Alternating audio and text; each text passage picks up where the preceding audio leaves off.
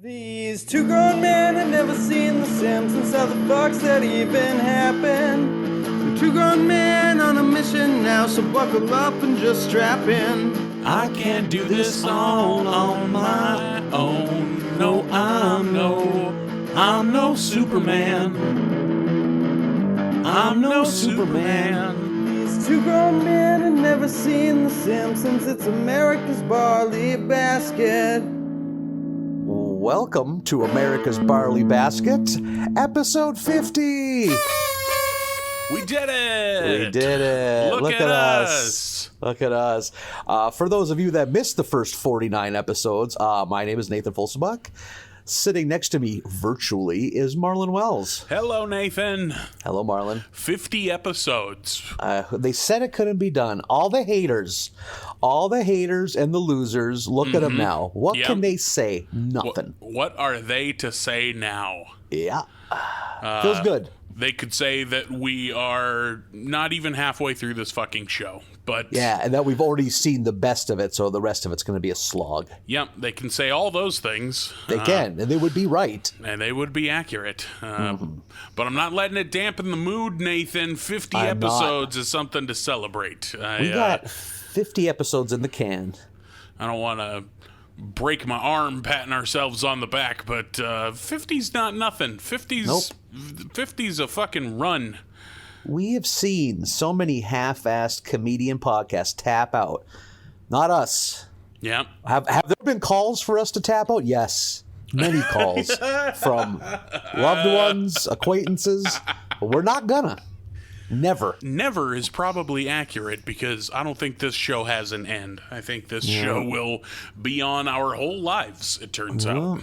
It's like a fucking yoke on our necks that we'll never be able to put down. Yeah, we have saddled ourselves with The Simpsons for the rest of our natural lives. Yeah. But you know what, Marlin? It's nice outside. The lilacs are blooming. Very, very decadent aroma, the lilacs.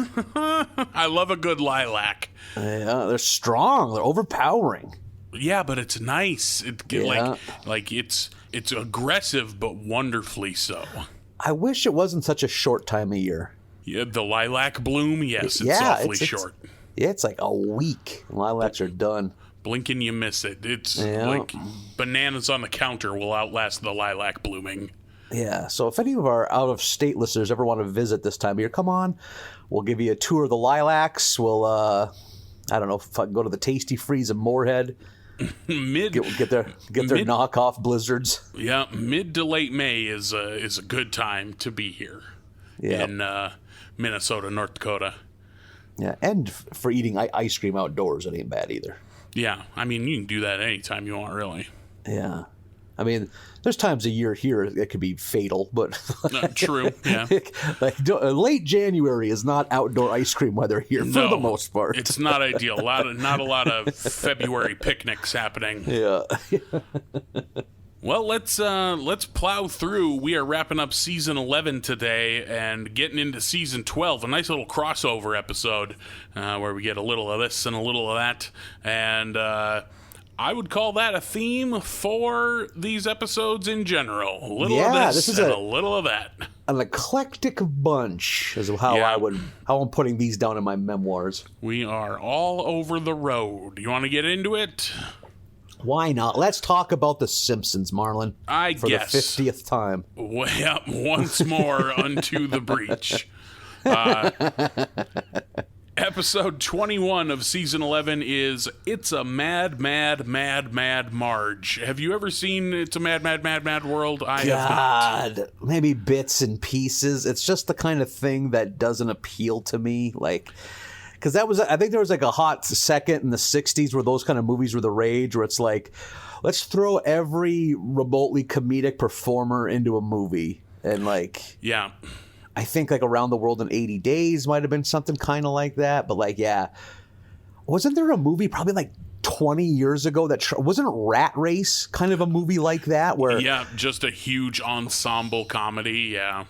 I just feel like there's a time in the mid-60s where they just loved using the phrase, a cavalcade of stars. Yeah, just who's available. Buzzy. Yeah, like... Yeah, someone just did the math and figured out instead of paying 2 A-list stars, they could pay 47 D-list stars. Yeah, just stack them up. Yeah, firewood. Like Comedy Ocean's 11.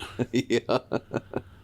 We start out in Bart's classroom. All the kids are getting video cameras. We had to slash geography from the school budget in order to give all these kids video cameras. As somebody who was quite the geography whiz, I did not approve of this change. Well, I'm glad to know that about you, Marlin, as I would have considered myself a geography whiz. No, look at that. I know where shit is at on a map and how to spell, and I don't have any other fucking qualities to the that are point of where any I'm use. baffled by people that aren't you ever just watch a game show or something and they can't find Virginia on a map. I'm like, what the fuck, man? I used to just shout at the television at Where in the World is Carmen Sandiego on PBS. Just like, what the fuck, you kids? That's not Afghanistan. Yeah, that's not even the right continent. Yeah.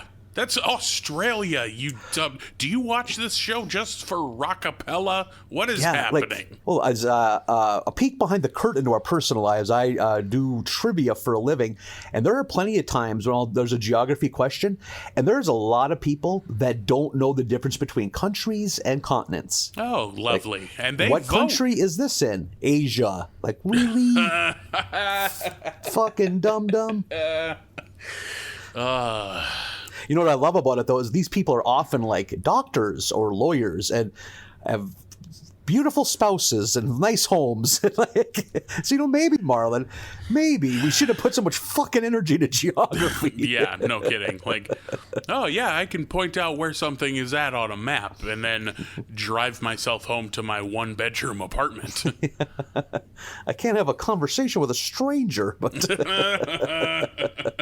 too much geography class and British sitcoms. If you want a breakdown of the difference between a peninsula and an isthmus, I can do that for you. Yeah. I can show you an archipelago. I can point to several of them. So they lock up the globe. It'll never spin again. The kids all have their video cassette recorders. They're all making videos for some manner of school project.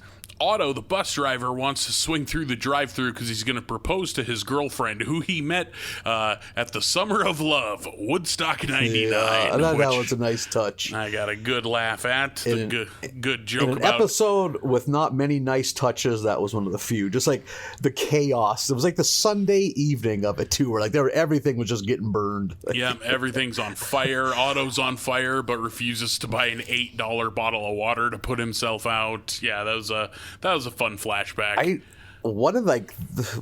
I love when things go not according to plan on TV, and the live feed from Woodstock 99 that Sun, because they were live feeding the whole thing on MTV, and that last night, you could just tell that they were not prepared for that. Like, that those VJs did not want to be on the air, and that they just wanted to not be at Woodstock anymore. But by God, the fucking taskmasters at Viacom, we could lose fucking VJs. There's a million kids in line. They were like... The fucking horde of fucking marauders was bargaining with the producers, give us Carson Daly and the rest can leave. Oh my God. It was very tense. Yeah, they went from MTV VJs to war correspondents pretty quickly. Absolutely, yeah. Over that weekend. Ananda Lewis was not having it. From one take to the next, she should have just had a helmet and a flak jacket on, dirt on her face. Knocking a banana clip against her helmet so there ain't any dirt in it so it doesn't jam when she loads it. All these new recruits are green.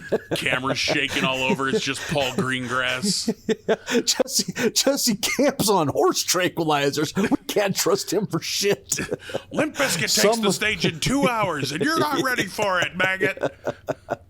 To think who the other VJs would have been. Dave Holmes. Dave Holmes was older than your average VJ. He was probably the wise, battle-weary sergeant of the group. Like, he's probably done some local TV. He knows what it's like to be part of a ramshackle operation. Meanwhile, Kurt Loder sitting comfy back in the studio, just going to report the headlines. He's not. He exactly. ain't out on the front lines. Kurt Loder is safe and toasty back in the studio. Yeah, in a brownstone in Brooklyn. Yeah, he's not a frontline guy anymore. Nope, absolutely not. Do you think does MTV News have one employee anymore? Do they exist as an entity? Is Sway still around, or have they let him out? What's up? What's up, world? I was remember that's how whenever he got in there. What's up, world? There was always that. And you remember there was also that chubby metalhead with all the tattoos. He came around the same time as Sway. I think he might have been relegated to MTV2. I just remember he did Sway. not have the cheekbones for MTV. I like to think they just have a jig or a card that they hold up to your cheekbones like they're grating beef. Just you left, you right, you left, you left. Yeah. You have what's known in the industry as a mush face. So we need angular IKEA furniture. You're a human beanbag, so we're going to have you work MTV6. Yeah. It's actually radio. Oh, wait a minute. Yeah. Hey, you were in the industry. You know what the saying is. Yeah, that is true. One thing, I've mentioned this in the last several episodes, these seasons 11, 10, the one thing I'll give them is, man, the pop culture references, and it's just because it was a weird time. I don't know what it is, the Blair Witch reference early in this episode too, and it got you were probably just young enough where you weren't watching Blair Witch when it came out, I'm assuming. No, I didn't see Blair Witch till well into my 20s. Yeah, not on purpose. I just never got around to it.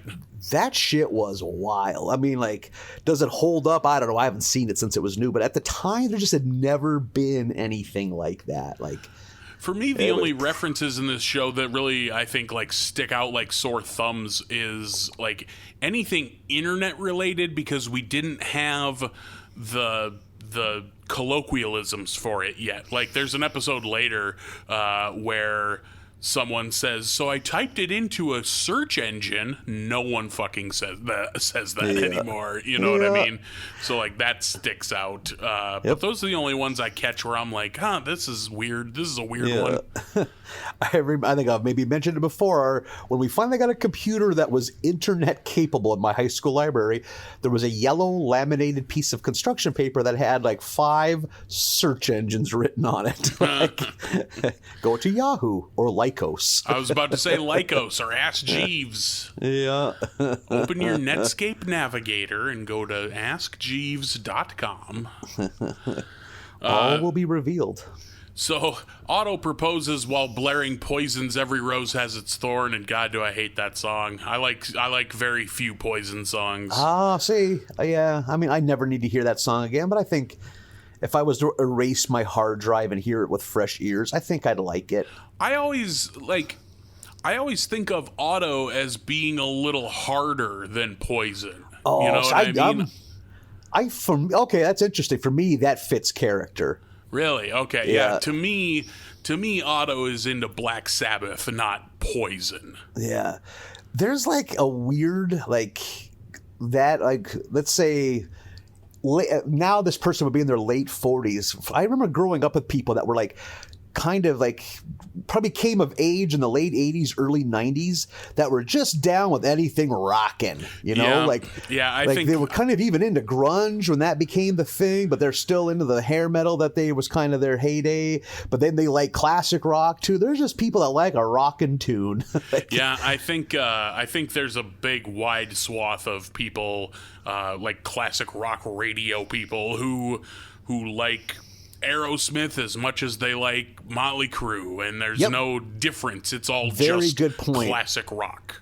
And I think I've maybe mentioned on this podcast, I remember being 12 and my buddy's older brother came back from the mall in Minot, and he had bought Alice Cooper's new cassette and Nirvana Nevermind on the same trip. And this is like the album after Poison. So like there was no hits on that Alice Cooper cassette. So like that was a purchase of love. I saw Alice Cooper live in concert when I was 17. I should have at some point. Where was that at? The North Dakota State Fair. Oh, shit. He was Alice Cooper with opening act Ted Nugent. And Ooh, yeah, I've seen Ted Nugent an unfortunate amount of times. Yeah, so have I once. That is I think I've seen him like 4 fucking times. Yeah, he's out of it. He's completely off his tits, is what he is. Yeah. Fucking Stranglehold's a jam, but man, you get past Stranglehold, there ain't a whole lot that he's fucking buying or selling that I'm fucking buying, man. Yeah, Stranglehold's a good tune. Cat Scratch Fever is a little played out at this point. Yep, so. Thank you. I'm with you there. So Otto proposes. Becky says yes. And then they're having the wedding at the Simpson house because Bart volunteered him for it. And he's like, it'll be easy to set up. You still have most of it from Apu's wedding. And there's still like the flower arch and the elephant outside. And some ribbons are still hung up. We see Patty and Selma, who we've not seen in a while, I noted. Hey. The decline of this show almost matches up perfectly with the decline of Patty and Selma usage. There was, like, I feel like in the early days, we had more than one episode that was Patty or Selma-centric. And that's crazy to think of now. Oh, my God, yeah. We had multiple, yeah. Marge is helping Becky get ready, getting her into her wedding dress. Becky has one reservation about this whole wedding and marrying Otto, and that's that she doesn't like metal and doesn't know how to tell Otto that. And Marge is like, it's going to be okay. You'll be able to change him. Not like, people can live with their differences, but you'll be able to change him is her advice.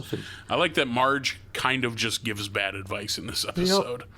As she's walking down the aisle, a Poison cover band called Cyanide, which I think is funny, starts. They just cut off "Here Comes the Bride" and start playing "Nothing But a Good Time." And Becky's not having that. Marge encourages her to stick up for herself, and she essentially says that Otto has to pick either her or his love of heavy metal, and we immediately see Otto and Cyanide driving away. Yeah, good for Otto. Follow your muse, Otto. Stay true to you, Otto. Yeah. Becky, by the way, played by the delightful Parker Posey. Oh, man, really? Yeah. I did not realize that. Yeah, Parker Posey's from like 95 to 2005 might have been my favorite actress on planet Earth. Yeah. Oh, God. Josie and Allen. the Pussycats' own Parker Posey. Yeah. Fucking Dazed and Confused Parker Posey. She's in one of the Blade sequels. She's got a weird career. Yeah, she's in the third one. She's in Blade Trinity. That's what. Okay, there you go. Yeah, which also stars Patton Oswalt and Triple H. That's a weird. Yeah. It's a weird cast. And Ryan Reynolds before his star had fully risen too. Yeah. Yeah, and Jessica Biel when she was deciding she should be in movies instead of Seventh Heaven. In her low gene or the height of her low gene glory. Yeah. So, Parker Posey, always fun when she shows up. Screen 3's Parker Posey. Yeah, waiting for Guffman's Parker Posey. Becky, Bart volunteers like, you could stay with us. And Marge is like, what? I've told you about having strangers stay with us. And Homer pipes in right away. Yeah, but I don't think maybe you're giving the best advice today, Marge. And which I like that he had to get one shot in there.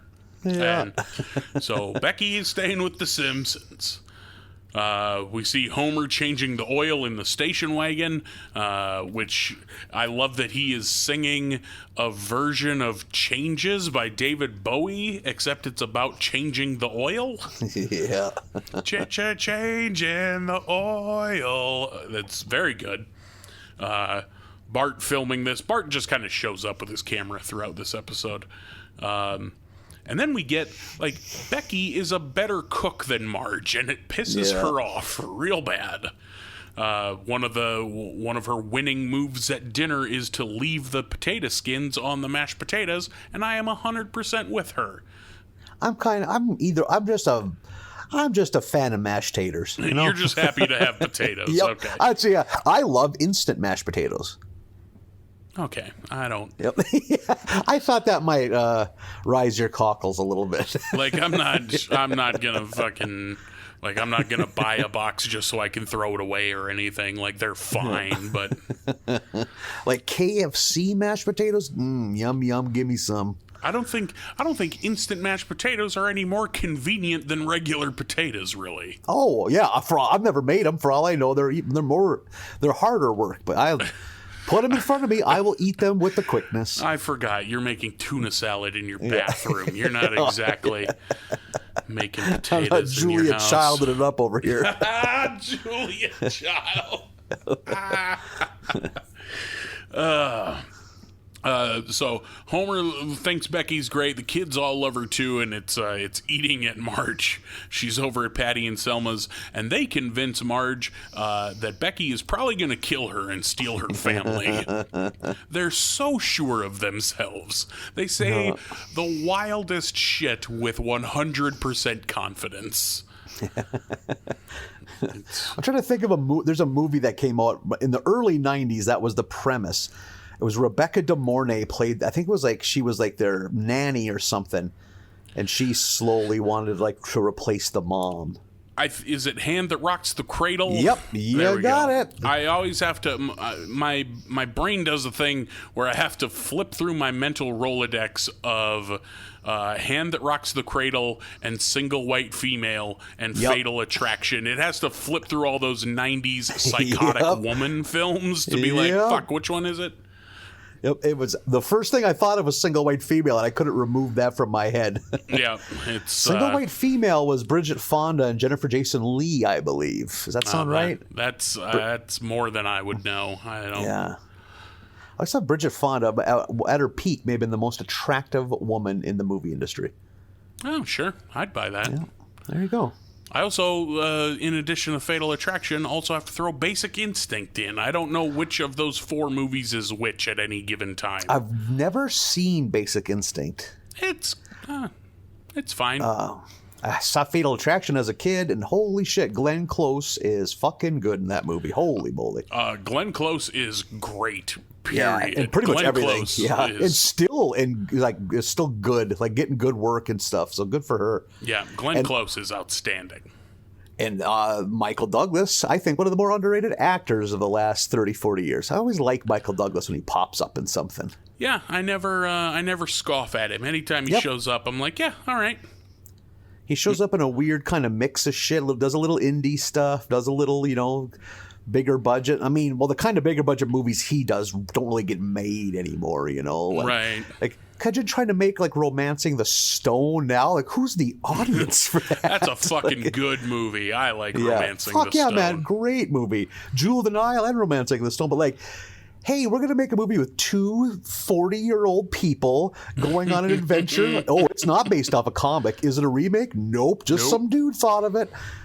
Never. They fucking laugh you out of that goddamn fucking pitch meeting. Just some weird Indiana Jones type film with 40-year-olds. Yeah, why not? Imagine trying to get Indiana Jones made. Never. Like, you would never, like, it's a giant, big budget movie that's not based off anything. Oh, never. They'd say, no, thank you. Piece. Yeah. Oh, fuck, good call. Yeah, like, that's depressing. Like, what I don't get is, are we just never going to have any new franchises for the rest of time? Is it all just going to be we just keep relaunching old yeah, like fucking wild, man. Well, video games are still but video games make a lot of sequels too. Yeah, original IPs in video games are fewer and farther between also. Yeah. Well, fucking be the change you want to see, Nathan. Work on that screenplay, baby. Get that done. Get that cranked out. Bro, we got them. There's nobody wants to see them.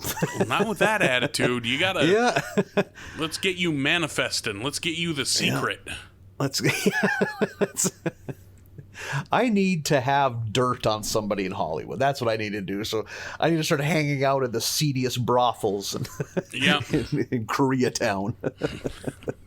Start hanging out with people in shady alleys and be like, "Is that Michael Douglas? Hey man, are you doing okay? Oh, dude, it's part of my long game. Okay.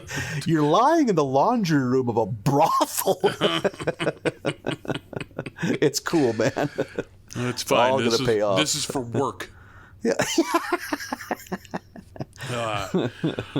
Marge is, after having this idea planted in her head that Becky's going to murder her and steal her family, she's driving and her brakes aren't working. And I love that there is a brakes cut light on her dashboard, which I really enjoyed. I immediately, to myself, not to toot my own horn, but I was like, I know why when the reveal comes, I know why the brakes aren't working. Then that was, but we'll come back to that. I was just proud of myself for a moment. Homer is out with Becky and the kids and accidentally drowns in some ice cream, which I thought was pretty great. Becky immediately gives him CPR, and wouldn't you know it, that's just when Marge comes in and sees, apparently, Becky kissing Homer and just starts shouting the word usurper at her and charges at her. The ice cream employees come to try to stop her, and from the toppings bar, she grabs a handful of sprinkles, which she calls jimmies for some reason, and I don't understand. Maybe that's a regional thing, and hucks these sprinkles at the employees, and it all sticks to their faces and in their eyes, and one shouts, "I can only see a horrible rainbow," and I laughed so fucking hard. Like, that was I got a legit gut laugh out of "I can only see a horrible rainbow," which I'll take the gut laughs where I can get them these days. Yeah, I'm glad one of us got something. I'm living vicariously through your enjoyment. Wiggum is there, and he gets Marge, Marge is arrested and taken away, and Wiggum is holding a 2-scoop cone and says to himself, as they're walking away, just says it to himself, "I earned my treat," and takes a big lick, which I also laughed at. Yeah. Marge is taken to some weird manner of trial and declared not criminally, just regular insane. And she escapes. They do a good gag where she dives dramatically out the window, and then it's revealed they're on the first floor. I was fine with that. I like that joke. That's a very Mel Brooks joke that I always enjoy. So now Marge is on the run. She steals comic book guy's clothes off the clothesline, which he shouts after her, "Hey, those are prescription pants," which I also laughed at. I liked this episode quite a bit. She does a little research on the what's the thing that you look at old newspapers in the library? Oh, microfiche? There you go. She reads a few, half shocking headlines, and then she reads the rest of it, and it turns out to be nothing bad.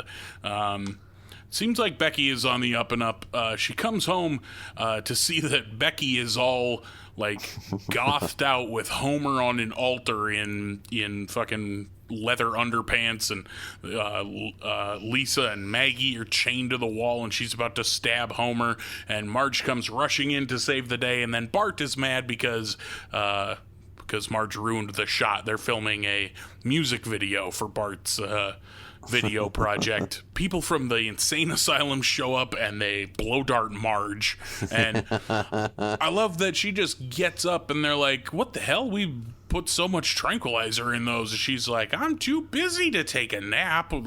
Such a mom thing. Homer's standing there in those black leather underwear, and she goes, "Homer, I've got some S&M for you, scrubbing and mopping," and then laughs to herself. Yeah. She's so pleased with her fucking mom joke. Yeah. Homer reveals that the brakes were, he accidentally drained all the brake fluid while he was changing the oil, which, again, I had called earlier and was still proud of. So much so that I brought it up twice on this fucking podcast. Yep. His feet kicking. It's all excited. Like heels together and toes going back and forth like windshield wipers. Like, yay! Big splayed finger, little kid clapping. I've got a mixing bowl full of ice cream that I'm eating with a serving spoon that's way too big. I live the way Kevin lives in Home Alone. Like, it's all just. I'm the smartest boy in the world.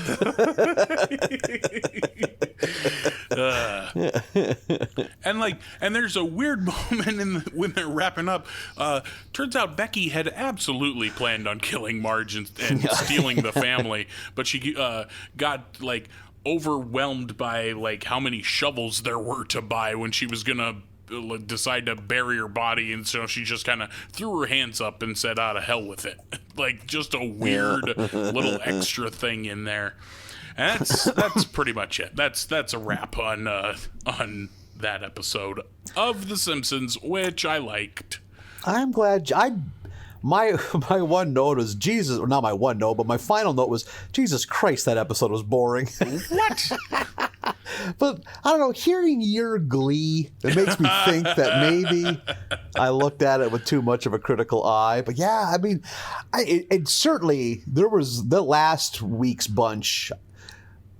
This episode was, I think, just a tier above them, which I don't think is saying a whole lot. But yeah, I don't know. I didn't get a whole lot out of it, but yeah, it wasn't insultingly bad, I guess. But yeah, again, man, I'm hearing you and the joy, the effervescent joy that's permeating this podcast makes me think, hey, maybe I need to check that one out again. There's I don't know. There's episodes in this batch that I thought were boring, but for me, I think that one that we just covered is the best one of the bunch. What? Really? See, I was going to say this is going to be the batch I'm kind of an optimist on. No, I'm not super down on any of the others. I just think that first one was the best one. Okay, well, let's take a look at episode 22, Beyond the Laughter. I did appreciate how we had the intro and then it just started the intro right over again, because this is going to be a bit of a different episode. It's a parody of Behind the Music. Which, Christ, did I watch a lot of Behind the Music in my day. Why is that not a thing anymore? Yeah, that should absolutely still be on the air. We've discussed that. Like, you watch VH1 now, it is 3-hour blocks of forgettable 90s sitcoms. You have a fucking treasure trove of your own original material. Why not show 3-hour blocks of Behind the Music or fucking Jackass or Beavis and Butthead? Like, VH1 MTV has all that shit. I don't fucking get it. Like, yeah, I loved Behind the Music and remember it fondly, but boy, did I also really love all the shots that this episode takes at Behind the Music, because like Behind the Music was on and popular at this time, and they I feel like they lampoon it awfully well, because looking back, every episode of that show was kind of the same, and they get all the jokes in here. And yeah, another random thing from that era I loved, VH1 was a big fan of lists. It'd be like the 100 greatest, hard rock bands. Like, I hate shit like that, but you never see that anymore. Yeah. Boy, I'm really railing against current VH1 programming. Do you just want to call Viacom? Do you want me to let you go for a while and you can write a strong email? I was just going to say, I need customer service. Why don't you just rerun I Love the 90s again? Yeah. Come on. Good. Call Marlin. That's another show I would sit and watch. I like, I forget which album it is, but Patton Oswalt talks about how much fun that show was to do because it was such easy money. Easy money, yeah. And they would let comics on there, especially on Best Week Ever, that weren't like big established stars. Like, I've heard other comics talk about it, like, and they filmed in the afternoon so it wouldn't get in the way of gigs. So yeah, it was a chance to just prattle on about fucking pop culture and make a couple $100. Yep, not bad money at all. Yeah. So the premise kind of is that like The Simpsons, like that Homer kind of created the TV show The Simpsons because he was kind of dissatisfied with what the other programming that was on at the time. And turns out he ended up just making a show that was just the same as every other terrible sitcom that was out there. But I love that like aborted pilot that they show a clip of him just being like, Dad put too much laundry detergent in the washing machine. Oh no, the boss is coming to dinner. Like it's so fucking cliche. It's great. There's a great line early on to her, like Marge is kind of discussing the difficulty of raising kids, and she goes, "They almost drove me to fortified wine." Yep, I like that. Really specific. Like, you ever tie one on? You ever just destroy your brain and liver with fortified wine? I one time got pretty ham saladed on some Thunderbird. No shit. That's what my note says. Have you ever soared through the clouds with Thunderbird, Marlin? And it turns out you have. I've never wrestled the Mad Dog, but I have for sure soared with the Thunderbird one time. Is a Wild Irish Rose. I think of that one too. The bottle just looks grim. Yeah.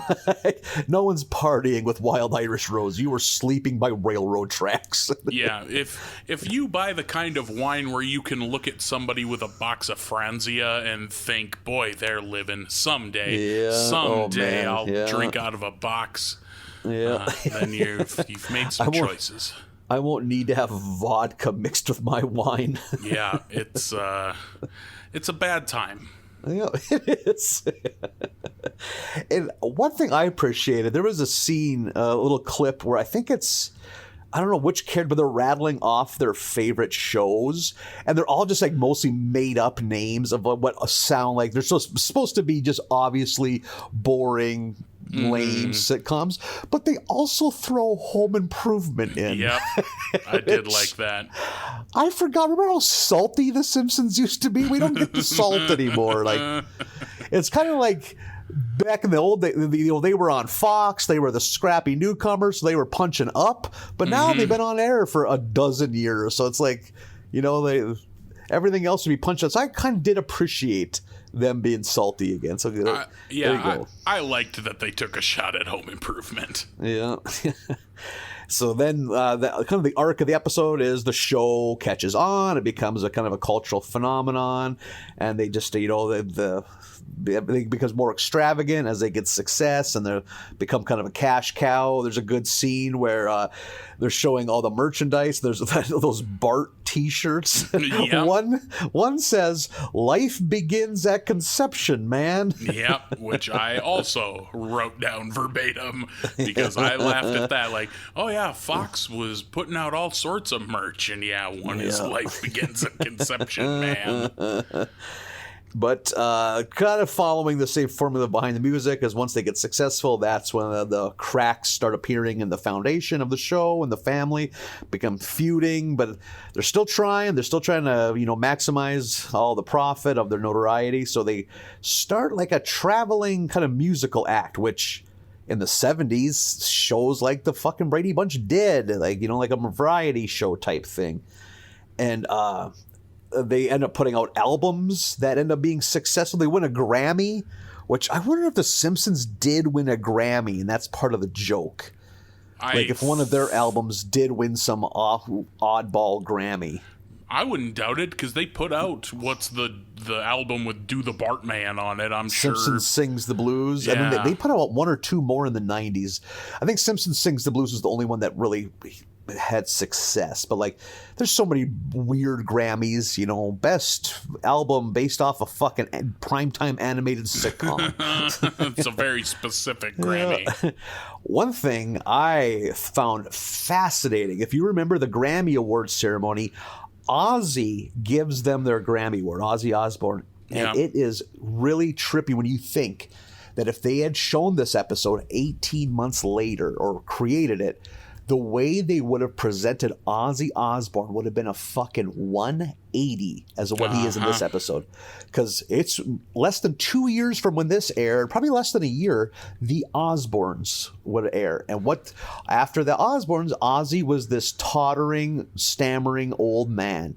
Because he is not that way at all when he's on this award show in this episode. He's like kind of like a scary rocker dude. Yeah, you know? he's like, Ozzy like you know him, like Bark at the Moon Ozzy. Yeah, it's just funny to think that like how his perception is going to change in months, just a handful of months from when this episode aired. Yeah, wild, man. I think it's 2002 is when that show started. So yeah, it would have been less than 2 years later.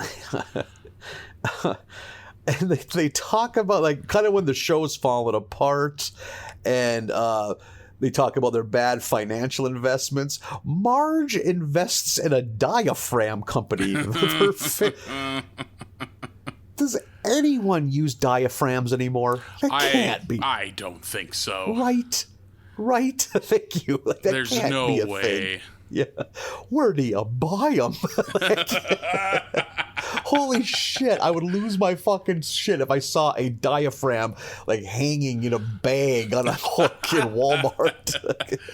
Antique stores probably is where you have to go for diaphragms. I like that they make a joke about a diaphragm with Marge's face on it, but a condom with Gene Simmons' face on it is absolutely a real product. Yeah. Oh my God, yeah. Oh, so gross. Jesus Christ. Nothing makes my dick want to crawl inside my torso more than Gene Simmons. Oh my God. Yeah, not just his face or anything like that, the concept of Gene Simmons. Yeah, just his existence. Oh, his soul.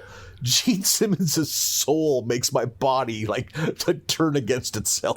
And I like Kiss, and I agree with you. Yeah, me too. I love Kiss. Yeah, absolutely. Oh God. It's a weird thing, man. It's, yeah, like I've said before, it's like I like a lot of things that I also have to apologize for. Yep. Thanks to a lifetime of pro wrestling fandom, I'm well accustomed to it. Yeah. Kind of also when the family's falling apart, there's a scene where Bart pays Carl and Lenny to kiss. Interracial homoeroticism. Yep. Which I got a big kick out of. I also got a big kick out of Bart starting to no-show on tapings of The Simpsons. So for a moment, he was replaced with Richie Rich. Yeah, I figured that would speak to you. Oh, yeah. And then when the show is falling apart and they're all splintering and kind of doing their own thing, I think like Lisa writes a book, like a tell-all book. Lisa writes a tell-all. Marge has a nightclub act. And I like when she's leaving the stage. She goes, "Good night, Laughlin." Can't even play Vegas, poor Marge. Yeah. I like that Homer is in Rent 2. I just like the concept of a Rent 2. He's like the evil landlord. Yeah, the mustache twirling evil landlord. You know who's a character we see in this that we don't see very often at all anymore? Is that round glasses lawyer character. Yeah. I forget the name, but it's the lawyer who wasn't Lionel Hutz. Like Yep. He's got he's got the lawyer that's against them. Exactly. He's got the nasally voice. Yeah. Yep. Oh man, yeah. And then kind of like right when things are at their lowest point, they bring in Willie Nelson to help kind of heal the cracks and get the family back together. And man, as God is my witness, I'm gonna fucking see Willie Nelson live, dude. I've put it off so many. He is an elderly man. Extremely. So many country stars of his ilk toured until the day they died, and I kept putting it off. I bet I had a dozen chances to see George Jones, and I'd always put it off. And now he ain't touring anymore, if you get my drift. Same with Ray Price, and I keep fucking doing it, but not Willie. The next time he's within a few hundred miles, I'm going to go see him. I would go see Willie. I'm not even the biggest Willie fan, but that would be one of my, see him while you can, just to say you did. an important part of the cult. He is so fucking old. He wrote hit songs for what's her name? Patsy Cline. Mm-hmm. Patsy Cline died 60 years ago. Like, that's wild to think about. Like, he's one of those guys I'm like, man, you're such a good songwriter. I wish I liked your music more. Yeah. Oh, like, he has been putting out albums for 60 years. You could maybe put together a 2-disc greatest hits of his. I would, and even that, some of it be like, oh boy, but his like Blue Eyes Crying in the Rain is top 3 favorite country song of all time. Pretty high on my favorite song of any genre. Like, it's great. It's a winner. Yeah, it's so simple. Just nailed it. Dude, I want to say right now, this episode, I was expecting this to be a horseshit clip show, but I really enjoyed it. It maybe not even so much the gags. It was just, I appreciated them stepping out of like the typical framing that you would use on a sitcom, like. Yeah, I really liked this one also. Yep, me too. And before I forget, did you notice they dropped the Northern Kentucky family?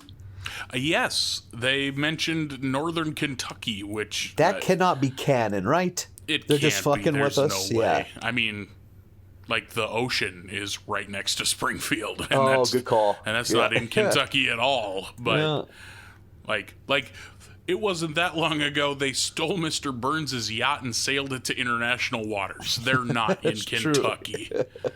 I think that was just a fun goof to kind of to razz the comic book guy fans of The Simpsons. Yeah. Hey, wait a minute. Yeah. My favorite bits of this episode were it's not the jokes about The Simpsons, it's the jokes about behind the music. Like, making fun of the behind the music cliches. Like, first off, they got Jim Forbes, who's the narrator of Behind the Music. Nice touch. They spent the money and got the guy. And it's just like all of the so overly dramatic cliches that show had, like oh, things were looking up, but storm clouds were gathering, and they show storm clouds coming in, these like metaphorical storm clouds, and they clear, shit like that. I love the graphics to and from commercial, because behind the music, like across the bottom, always had that like jumble of words that would flash up real quick. It'd be like music, drugs, sex, betrayal, and in this one, it's like laughter, donuts. Like on one of them, it just flashes real quick. All of the words flash within a split second, but one of them is just Millhouse in big bold letters. I remember that clearly. God damn it! Did I laugh at that? Some of the images they flashed would be good too. Like, I'd get a laugh out of, a smirk.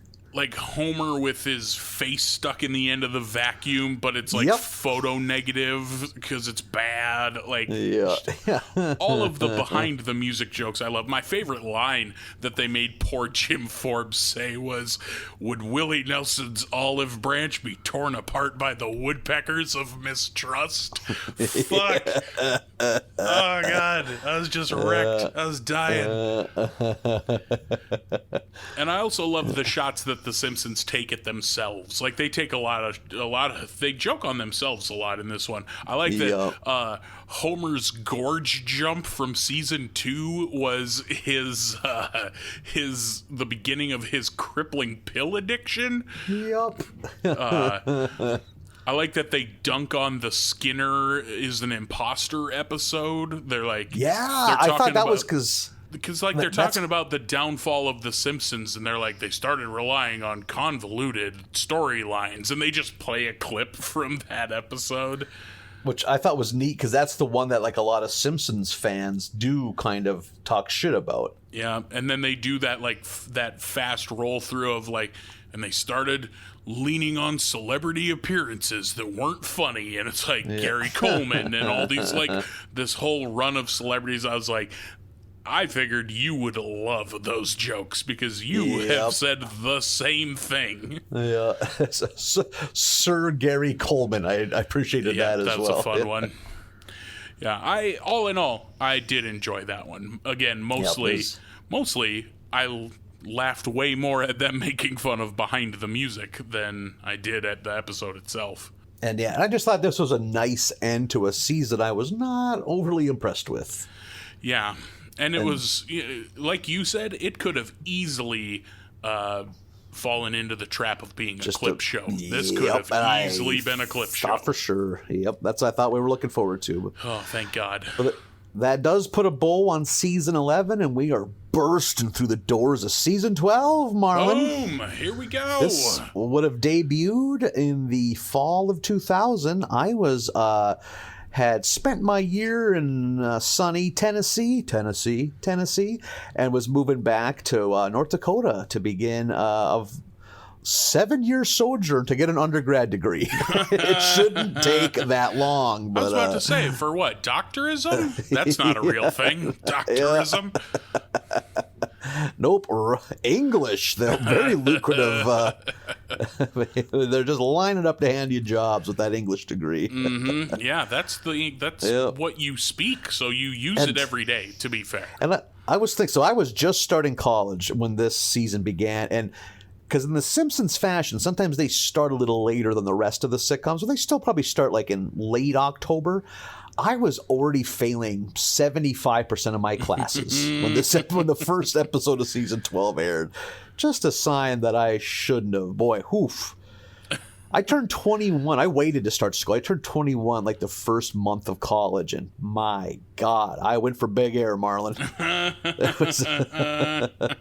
I think I've discussed too, like right as we moved into my apartment, a liquor store was built next door. And I remember I had it figured out to the exact penny how much a 12-pack of Natty Ice costed, because I would often pay in change, which I'm sure they appreciated. Oh, for sure. You were their favorite, no doubt. Yep. Digging through the center consoles of my roommates' vehicles to get enough spare change to buy fucking natural ice. It just dawned on me, why don't more liquor stores open near college campuses? That seems smart. And maybe that's a thing elsewhere. I'm just thinking of the 3 colleges we have in this town, and none of them are near liquor stores. There is nothing. The ones in Moorhead, they're just inconveniently built. Nothing is nearby. There's no walking distance businesses near the campuses. That's true, because they're both right in the dead center of residential neighborhoods. Yeah, there was something like I'm sure at some point there was a planning committee thing that really screwed the pooch, because there should be a main drag that's all business, all commercial zoned. But I mean, shit, one of the fucking colleges in this town had to build around a cemetery. Yeah, that is true. Yeah, the North America's only haunted college. Oh my God, that's what they thought would sell. That's awful planning. Speaking of awful planning, let's discuss the 2000-2001 Fox network scheduling. Oh, perfect. I'm just going to say I wish I had a good tale to tell, but we may be seeing the most stable Sunday night lineup Fox has ever had at this point. We would start with King of the Hill, followed by Futurama, followed by The Simpsons, followed by Malcolm in the Middle, followed by the goddamn X-Files. Wow. Talk about a run of successful shows for a Sunday night. Yeah, that is a hot lineup. I think maybe X-Files is kind of nearing the end, but they were still fucking cooking, man. Like, that's a hell of a Sunday night. And I examined the rest of like the network lineup, like of the other major like TV networks. There was a weird like amount of failed primetime cartoons during this year. They still chasing that Simpsons money? That's what makes no sense, dude. We're like over a decade past. Is it King of the Hill? I don't think was a big enough hit. Or is this still some weird South Park? Because but even South Park's 3-4 years. But I mean, there's still a huge phenomenon at that point. But like, I mean, Fox has always had, well, not always, but since the success of The Simpsons, like, had some manner of success with animation. Mm-hmm. You know, there's a lot of failures in there. The fucking PJs didn't last very long. But, like, even today, like, between Simpsons, Family Guy, Bob's Burgers, like, they put on good animated shows. They have a history of it. But I'm looking at this list. A lot of these, I think, were like UPN and WB. So like, there are 2 brand new networks coming around this time. They're just starving for finding a hit show. So they're probably, because like, here's the list I have that I think started and or ended during this season. We had Baby Blues. I have no idea what that is. Yeah, it was based off of a cartoon strip. It was actually a part of the early Adult Swim lineups, which I think almost all of these shows were. We had Baby Blues, Mission Hill, which also the reruns showed on Adult Swim. The Oblongs, which I actually enjoyed the Oblongs. That was also, but I only knew it through Adult Swim.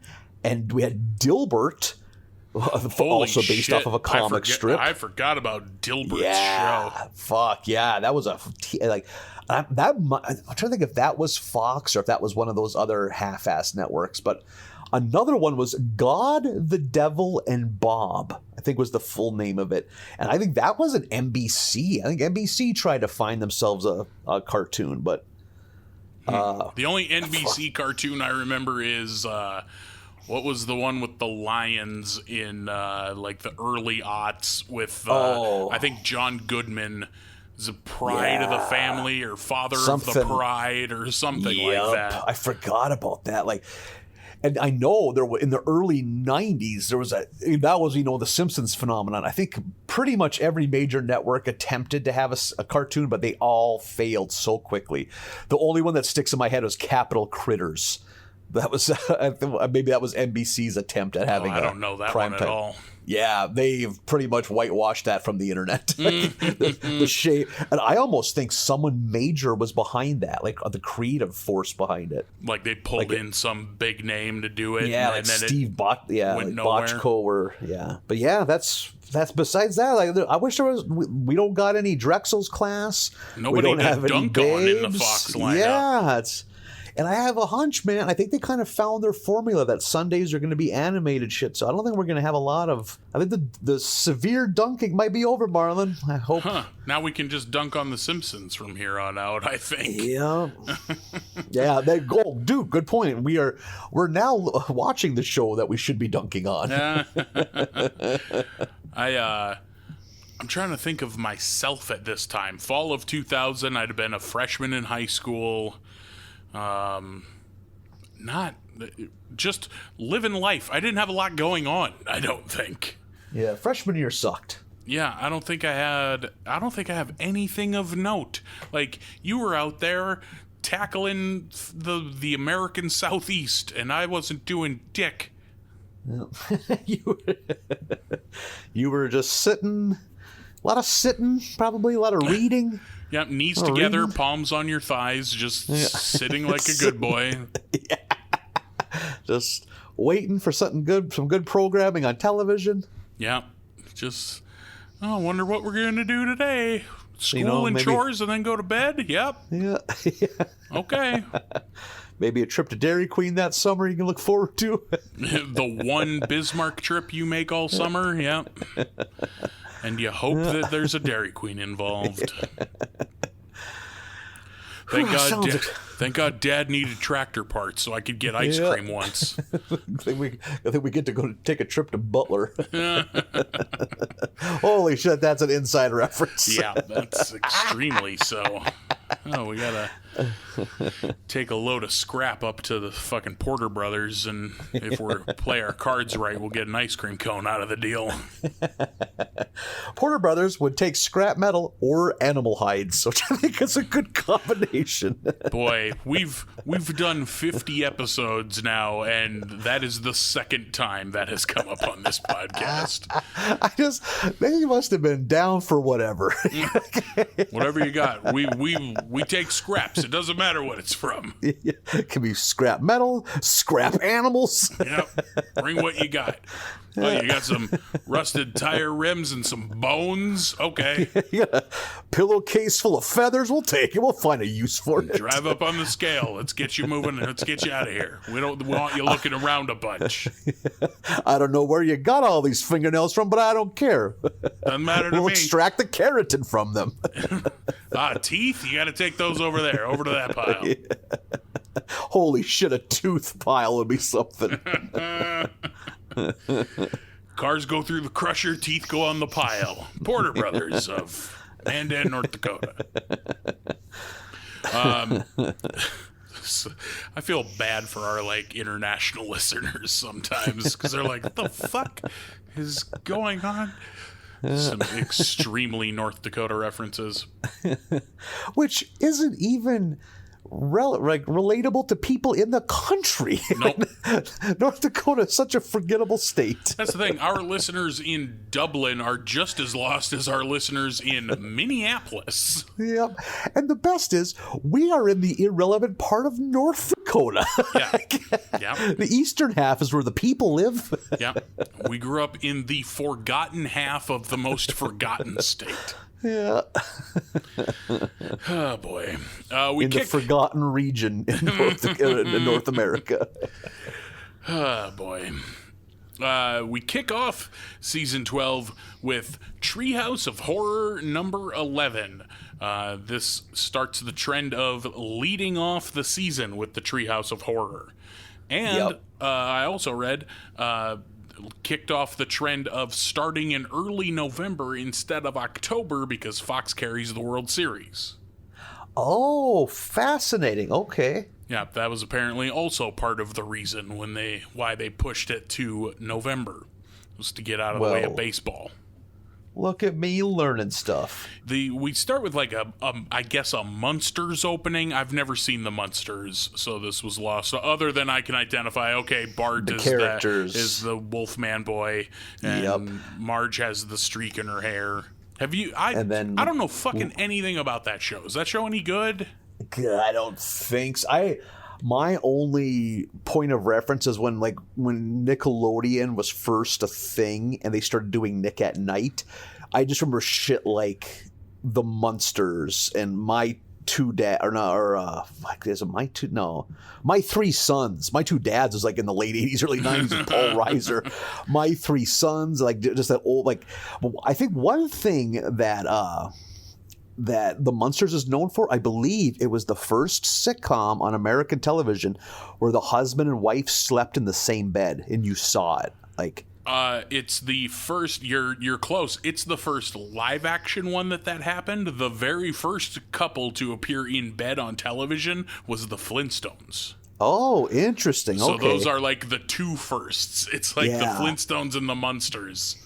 And this is also a time where sitcoms had to be a high concept.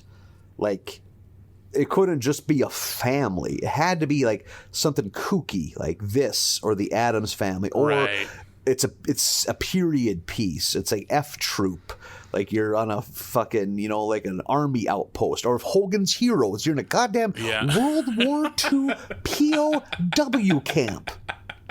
That, I think, to this day, that is the ballsiest sitcom concept ever. Or My Mother, the Car. That's insane too. What? It's about well, do you remember I think it was Jerry Van Dyke who was did you ever watch the show Coach with Craig T. Nelson? I'm aware of it, but I never watched it. He was the actor that played the befuddled offensive coordinator. 30 years prior, when he was in his 30s or 40s, he had a starring role in a sitcom called My Mother, the Car. That was, his mother died, but her soul went into his car, and the car would nag him and how can I go on a date when my mother's in my car? Oh boy! Think of that. That is hard to wrap your brain around how insanely dumb that concept is. But let's not act like this shit can't happen, because right around the time this season was airing, I believe it was Fox had that show, was The Secret Diary of Desmond Pfeiffer, where the star is Abraham Lincoln's house slave, and it's his interactions with Abe Lincoln and Mrs. Lincoln. Oh boy. I can't, and you would have recognized the actor too that played him too. what a concept. Nothing makes me laugh more than human bondage. That's slavery. I'm pretty sure it was The Secret Diary of Desmond Pfeiffer, was something like that. Well, fucking weird-ass sitcom premises never did stop, though, because you had fucking Mork and Mindy, where he's an alien, or Elf, where he's also an alien, now that I think about it. Yeah, man. Holy shit, Elf. You read about that? What a nightmare. Every bit of that show is a nightmare. My favorite shit about Elf is that apparently that guy who played the head of the household really hated it.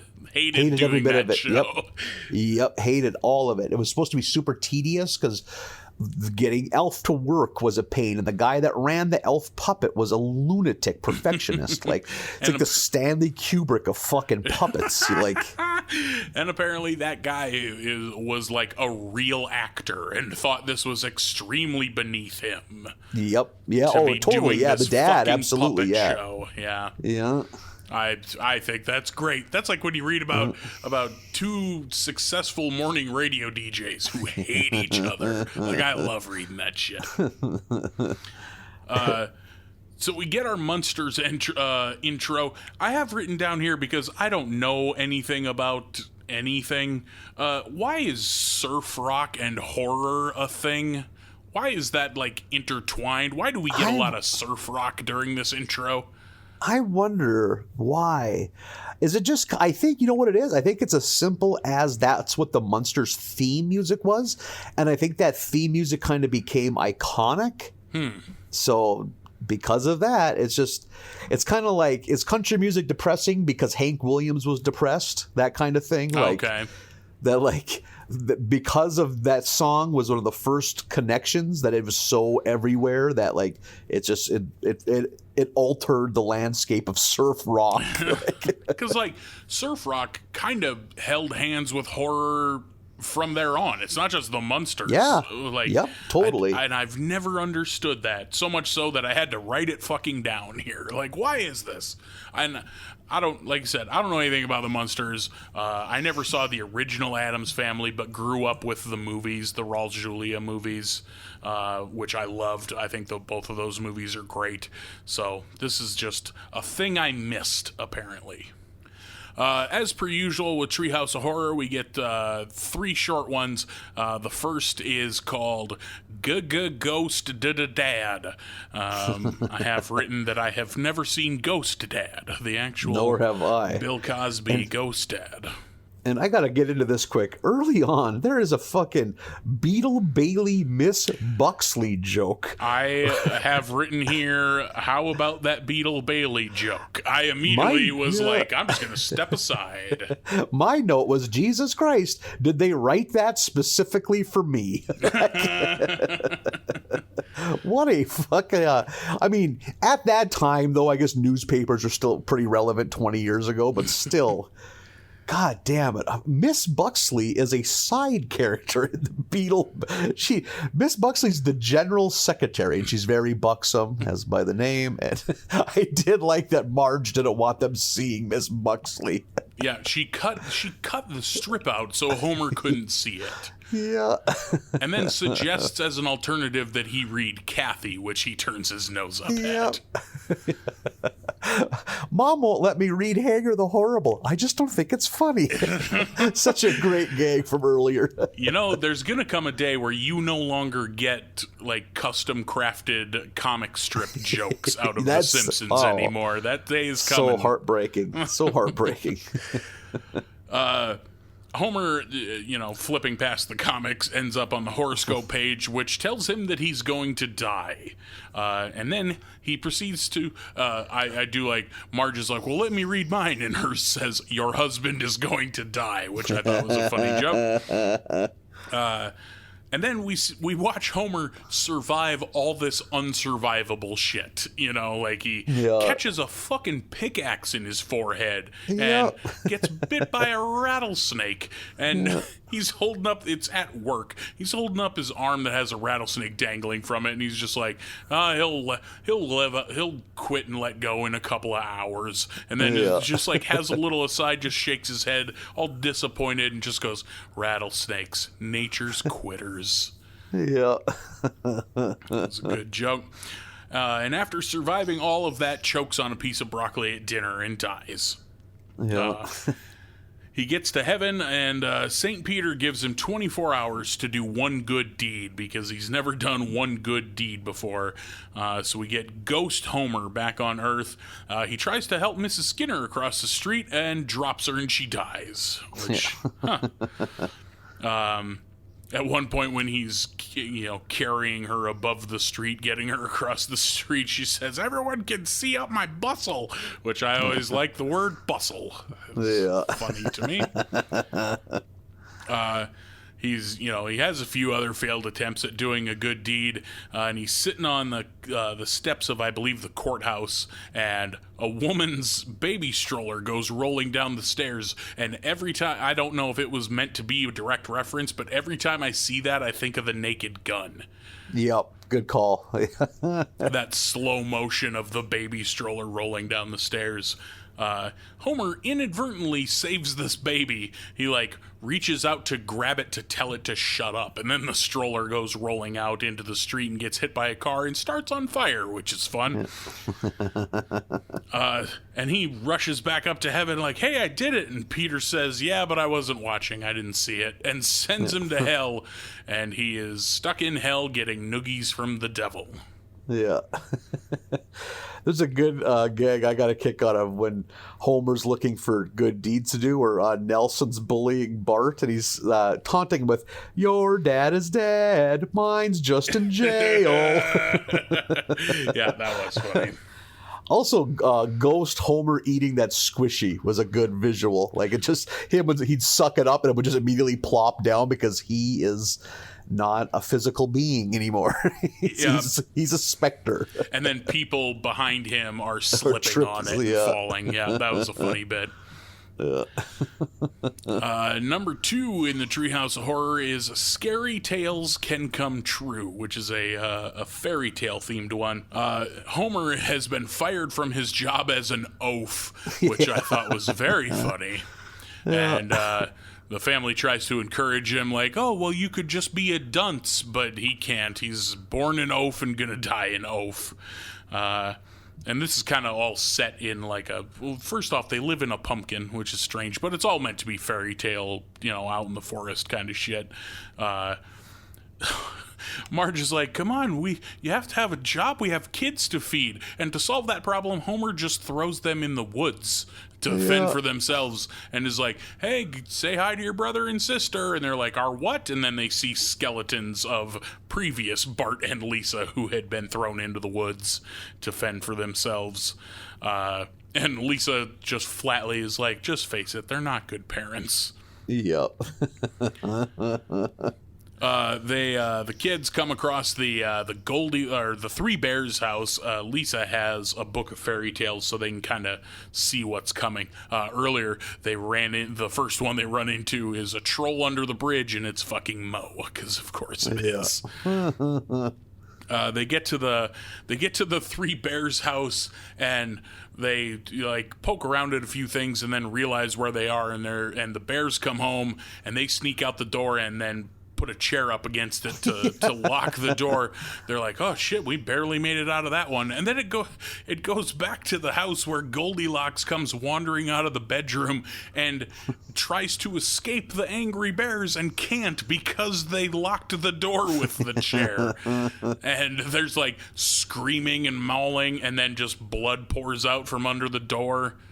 That felt good because that felt like old Treehouse of Horror. These used to be gory or gross or mildly scary. Well, that's what I liked about that intro. The Munsters intro is they all die like 30 seconds into this episode, like except Lisa, because she's not one of the monsters. Yeah, she's like the one normal one. Like I was like, God, I was kind of good for you, like good, like that's the old Treehouse of Horror we know and love. Yeah, much like we had that the one last year, the last Treehouse of Horror we covered had that weird like comic book superhero story. This fairy tale story doesn't belong here at all. Like, yeah, maybe I think a little more than that one, maybe, because sure, I'll give you that. Just because it's meant for the kids to be eaten, so like it's like, well, that's kind of horrifying. But yeah, I see what you're saying. Marge sends Homer out to find the kids so that they can sell them. Like, what do you mean you threw them in the woods? We could have sold them. And we see Maggie in the window with a sign around her neck that says 2 chickens or best offer. Yeah. The kids end up at the witch's house, the gingerbread house, and she pulls them inside and is doing all her witch shit. Homer comes busting in because he's eating the house, because of course he is, and he takes a bite out of the candy cane and things start to crumble, and she goes, "No, that's a load-bearing candy cane." Oh, that was a good line, which I thought was very funny. What was a very saucy line was goddamn Homer going, sugar walls. Like, Jesus Christ, this is on primetime television, sir. That didn't even register with me because I haven't heard the phrase sugar walls in so long. Well, you heard it this week, Buster. Homer throws the witch in the oven, and that's kind of the end of that one. Like, hey, Homer saved the day and they escape. Well, the kind of the gag at the end is Homer, when fighting with the witch, was like transmogrified into several different weird beasts. Oh, right. He has like a fish for a head and a half a chicken body. Broom arms, and then it ends with them being back home as a family, but they don't have to sell the kids because Homer can now lay eggs. Yes, that's what he consume. Like, I'm glad I never had to eat dad eggs. I love that they show him laying one, and it is clearly an unpleasant process very for him. Agonizing, yes. Which, yeah, totally, I could see that being an issue. Yeah. Blowing out the walls of Homer's cloaca. The last one in Treehouse of Horror is Night of the Dolphin, where at SeaWorld, Lisa breaks out a dolphin, Free Willy style, like does the whole jump over the wall and everything. Are you about the right age for Free Willy, I bet? Like, yeah, Free Willy was totally a big movie in my youth. Yeah, I figured you were, yeah. Ever been to a SeaWorld type? No, like park? I never have been, never was, and then and now I'm old enough that like all the information about how awful they are has come out, and now I never will. So like I didn't beat them to it. Yep. You ever go to a SeaWorld or anything like that? Probably like my early 20s when we were in San Diego. It's like, fuck it, there's SeaWorld, let's go to it. Because, for us, growing up, we never, because they don't have them in North Dakota. We didn't leave. But we knocked out SeaWorld and Universal Studios in the same day. So we got a couple parks in. That seems like a lot. It was a lot, but SeaWorld we kind of tapped out for. It's like, okay, we saw some fucking fish do some flips. That's I wanted. If I go to a park, I want to be the one doing flips. Attach me to something so I can flip. Well, all right, kids, we done saw the water rodeo. Let's go somewhere else. And I don't know about you, but just if you're a certain size man, those rides are just a recipe for feeling bad about yourself. Like, this safety bar doesn't close. It's like, well, let's just go. I don't want to be a bother. Like, kind of want to die, so let's just go. If I fling out, I fling out. Yeah, I don't. I've never been to an amusement park. Never been on a roller coaster. Don't really have any plans to. It's not really my thing to begin with. It's not just that I don't fit on the rides. I don't want to be on them. So see, I think I would enjoy a roller coaster because I like the speed of the up and down. What I don't like are like fair rides that spin in tight circles, because that is a recipe for me vomiting all over myself and everyone around me. Like, the Tilt-A-Whirl and Nathan do not get along anymore. Yeah, not my thing. I'm not. I do not seek adrenaline that way, I guess. So Lisa breaks the dolphin out, and wouldn't you know it, the dolphin is evil and wants revenge on humankind for being imprisoned at SeaWorld. And is like the king of the dolphins too. Like, yeah, the other dolphins he meets up with immediately refer to him as Your Majesty. I like that he says they made me do tricks like a common seal. So I like that there's this class system among the sea creatures. Lenny is out night swimming and drinking and is killed by the dolphins. The sea captain immediately torn in half. This one had some good, like, old Simpsons treehouse violence, which was good to see. The Dolphins invade Springfield. Abe gets eaten. Kent Brockman is killed alive on the air during his broadcast. We have a town hall meeting. I like that we keep returning to the Willie getting murdered from behind gag. He's like standing in front of the window, and they're all talking about what they're going to do. And then a dolphin comes plowing through his chest. I like that meeting starts off with Mayor Quimby saying, "Now, everyone, I realize we're all scared and horny." People, please, we're all frightened and horny.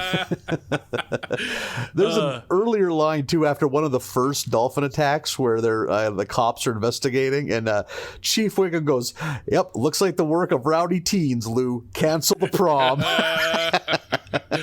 God. I need to start more sentences with "we're all frightened and horny." The King Dolphin comes in and speaks perfectly fine English and talks about how dolphins used to live on land until the human ancestors sent them to the sea. So that's what he's going to do, and banishes all the humans to the ocean. And the townspeople are going to fight back, and there's a big battle, and the humans lose and end up living in the ocean. And then we kind of fade up to Kang and Krotos, who are just bitter that they got left out of the treehouse episode. Real salty. Yeah, I'm usually really enjoyed this. Really? Yep. I'm usually a pretty big fan of the Treehouse episodes and didn't like this one much at all. I would put this definitely above the previous season's Treehouse. I barely remember that, but I remember not caring for it. So that's 2 in a row for me. And like I said, I'm usually, especially between the two of us, I'm usually the one who likes the Treehouse more. Yeah, totally. But yeah, this one, I don't know. Maybe just because the bars got lower, but I was like, okay, I can roll with this one. I'm with it. The fairy tale one didn't do anything for me. The ghost dad one didn't do much. It didn't move the needle hardly at all. So yeah.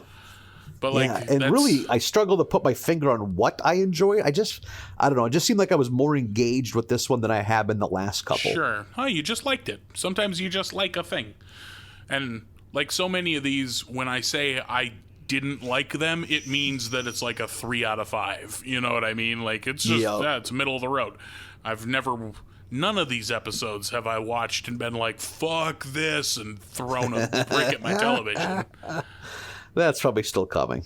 Well, who knows? We have a lot of show left. Burning through TVs. Like, I got to quit buying name brand. I got to start going off-market Walmart TVs because this is getting expensive. Going to thrift stores, buying 11 televisions. I just got to put these. Yeah, I just got to put these bricks in the garage.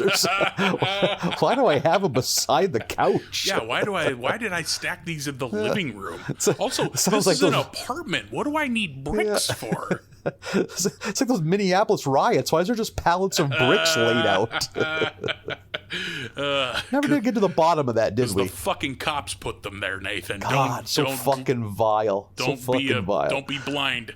Hey, we don't know if it was the cops or the federal government. Right. Yeah. Some power structure. We can't throw blame around. Yeah, we don't know if it was the cops or the super cops. You're right. Yeah. This could be the case of the super cops, Marlin. We can't be casting aspersions. Oh, God, we live in a police state. Everything's great. Everything's perfectly fine. Episode 2, season 12. That's A Tale of Two Springfields. So this starts, was that whoopee cushion gag new, the couch gag? I think so. I don't think I had seen that one before. Yeah, I was thinking that was new. Do you ever, as a kid, you ever get your hands on a whoopee cushion? I don't think so. I don't think I've ever... I don't think so. I don't think I've ever... I think the closest I've come is, like, my grandpa had, like, one of those fake dog vomits. I think that's as close as I've come to pranksterism. You got to remember, I've had a couple. I didn't have any siblings, so yeah, that's like, true. Who am I going to play a trick on? Just a lot of reading at my house. I think what happens with a whoopee cushion, you end up using it on yourself, just because there ain't no one to use it on. It's like, well, fuck it, I like fart sounds. Like, tee. They lose their luster awfully quick. Yeah, the bloom comes off the whoopee cushion rose pretty quickly, I'd assume. Yep. Yeah, for me, I did get into shit like this. I bought gags. I could save my pennies and buy the cheap gag things out of like the back of a comic book. But then it's just like, well, I just use them at church and then mom gets mad. There's no way for this to be harmless fun like they show in the advertisements. Yeah, it's tough to be Bart Simpson when everyone's going to when even the most lighthearted things have real repercussions. Yeah. I remember giving someone some... Among these grim, serious prairie people. Yeah. They don't enjoy the laughter that comes from eating a piece of garlic gum. Right, yeah. Oh, haha, I got you with the hand buzzer, and they just slam your head in a car door. Oh, I had a hand buzzer. Those things are horseshit. They barely work. It doesn't even shock, right? It just buzzes. Yep. Vibrates. Yep. It's just like, oh, okay. It's not nearly as rad as Cesar Romero's The Joker would have you believe. Yep. Yeah, there's no smoke coming out. It doesn't pan to you laughing, and when it cuts back, it's a skeleton with hair and smoke. Yeah. I did like the beginning of this episode is there's a goddamn badger in the doghouse. What a weird thing to happen to presumably a decent sized city. But, yeah. So it's Lisa and Marge or Lisa and Bart trying to figure out what the hell they're going to do. I don't know how much badger experience you have, Nathan. A little bit. Badgers are a motherfucker. Badgers, and mean as shit, and like territorial, and they won't back down. And solid as a rock. A badger is just a muscle full of knives, is all it is. I remember when we moved, like where we moved our trailer to was just an old pasture, so it wasn't like this is developed land. You can picture it, just here's a place we're going to plop a trailer house down, all right. I remember being a little kid and there's these mounds, and I was like, what the hell is this? And my dad's like, yeah, those are badger mounds, so if you see a badger, run. Yeah. Don't fuck with it. No, they're also fast. Like, they got short little legs, but they're very fast. Yeah. And they growl. Oh man, fuck a badger. Yeah. Like a badger will fuck up a cow dog real bad. And like a badger will like aggressively come at your vehicle, like it can somehow do something to it. Like a badger's gonna get a hold of one of your tires and suplex your whole fucking car. Yeah. Yeah. Like, a badger is like your drunk buddy who thinks he can take on the world. Like thinks he can fight a cop and somehow win. Greg, you're 5'5". Sit down. Yeah. Fucking saying something to me. Nobody cares that you wrestled in high school, Greg. You're 38. Greg. Every badger wrestled in high school. God, good pull on that, because, man, there were some former high school wrestlers that had some unseen trauma in their life that came out of them when they were drinking, and, God, they would be aggressive pricks. Yeah. And you could tell them by looking at them. They all look the same. Like, they all have that, like, English bulldog front end. Yep. And there's a little bit of Napoleon complex because they're all short for the most part. Yep. They look like a badger. Yep. So they got older, and bigger people would embarrass them in fights. So now they're always looking for a chance to prove themselves. And the nerds that they used to pick on make more money than they do now. So they're angry at that. Yeah, that's the thing. I bet if you're a wrestler, you quickly realize, man, someone that's like 6'5" with a long reach and they can throw punches, you have a real rough time trying to fight those people. Your takedown skills better be on point. Mm-hmm. Yeah, because if you're 6'5" and have even the most mild of takedown defense, you're gonna be fine. Yeah, just do the hand on. Well, again, you didn't have siblings. When you have little siblings, you put a hand on top of their head and just let them swing themselves tired. That's a de-escalation skill. You done? You done? Okay. They should teach that at the cop academy. Yep. Or they'll hold them down and hit themselves with their own hands. God, I was good at that. Stop hitting yourself. Stop hitting yourself. Oh, man. I didn't have siblings, but I sure was a victim of stop hitting yourself a lot as a kid. Just random men downtown. Yeah, just dad's friends. Yeah. Yeah. This is good fun as you're just crying. Silent tears. Like no sobbing, just tears rolling down your cheeks. You're 17. You go along now. You have a good day. Come on, get out of here.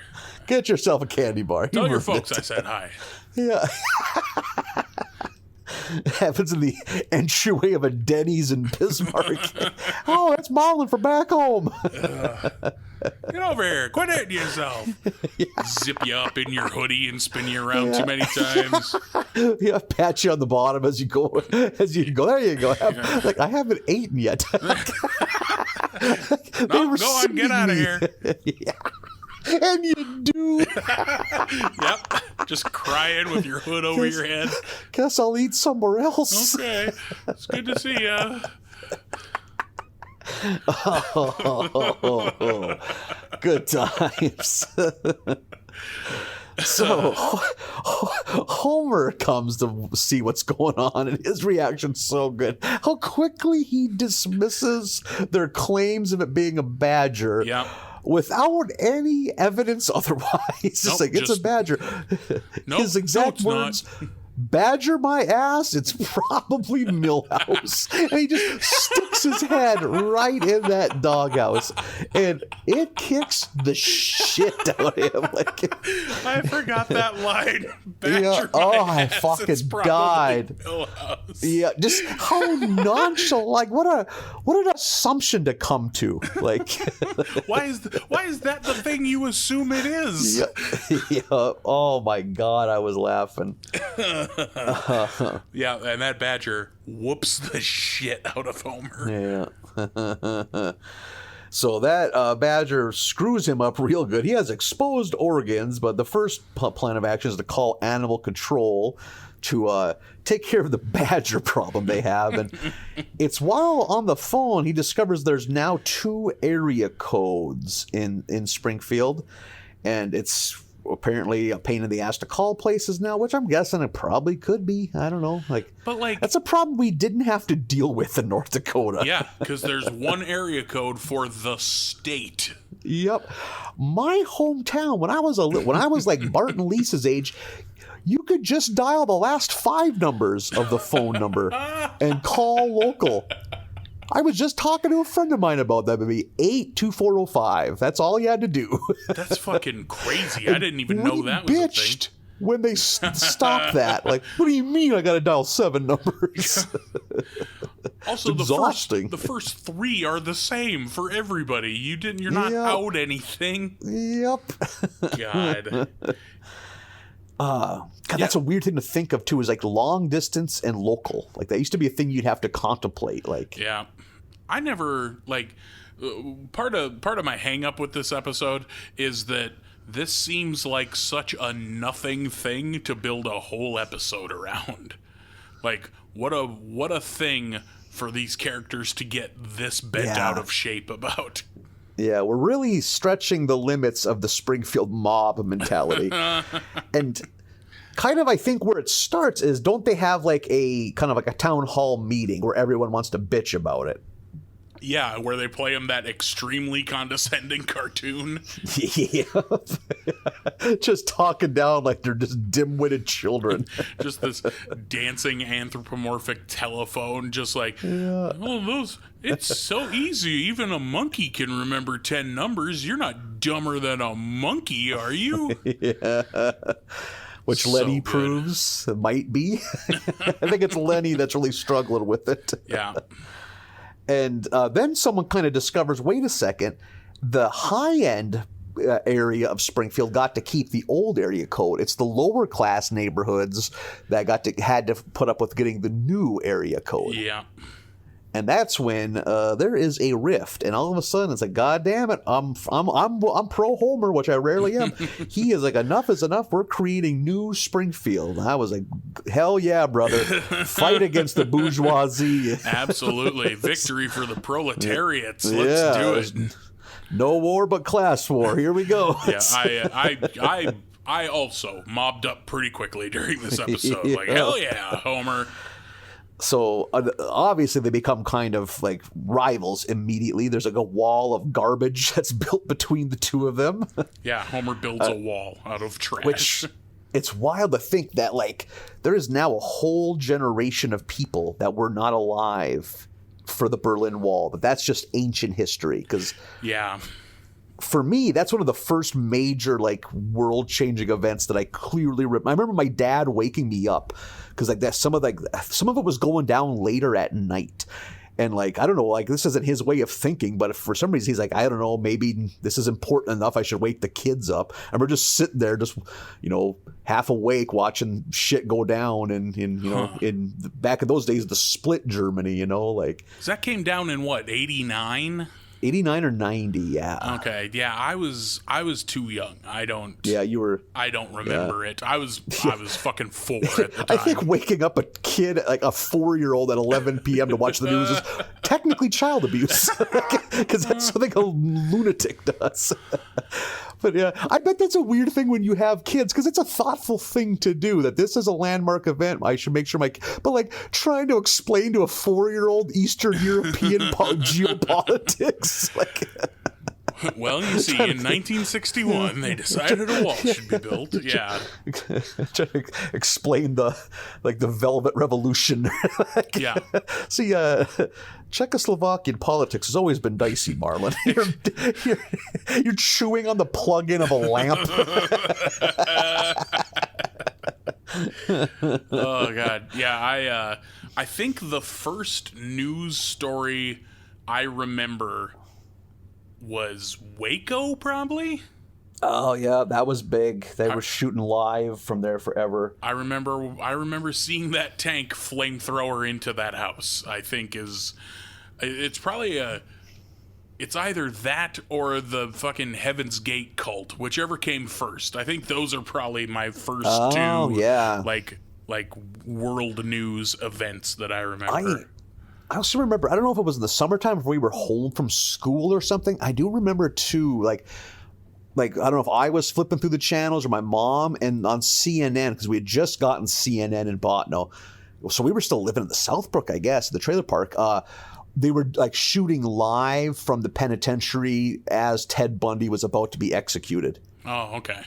And I remember at that age, I had no clue what heinous shit that guy did. But just remember, like, because there was like dozens, if not hundreds of people hanging out, like, and celebrating with like signs and shit, like his death, like his upcoming death.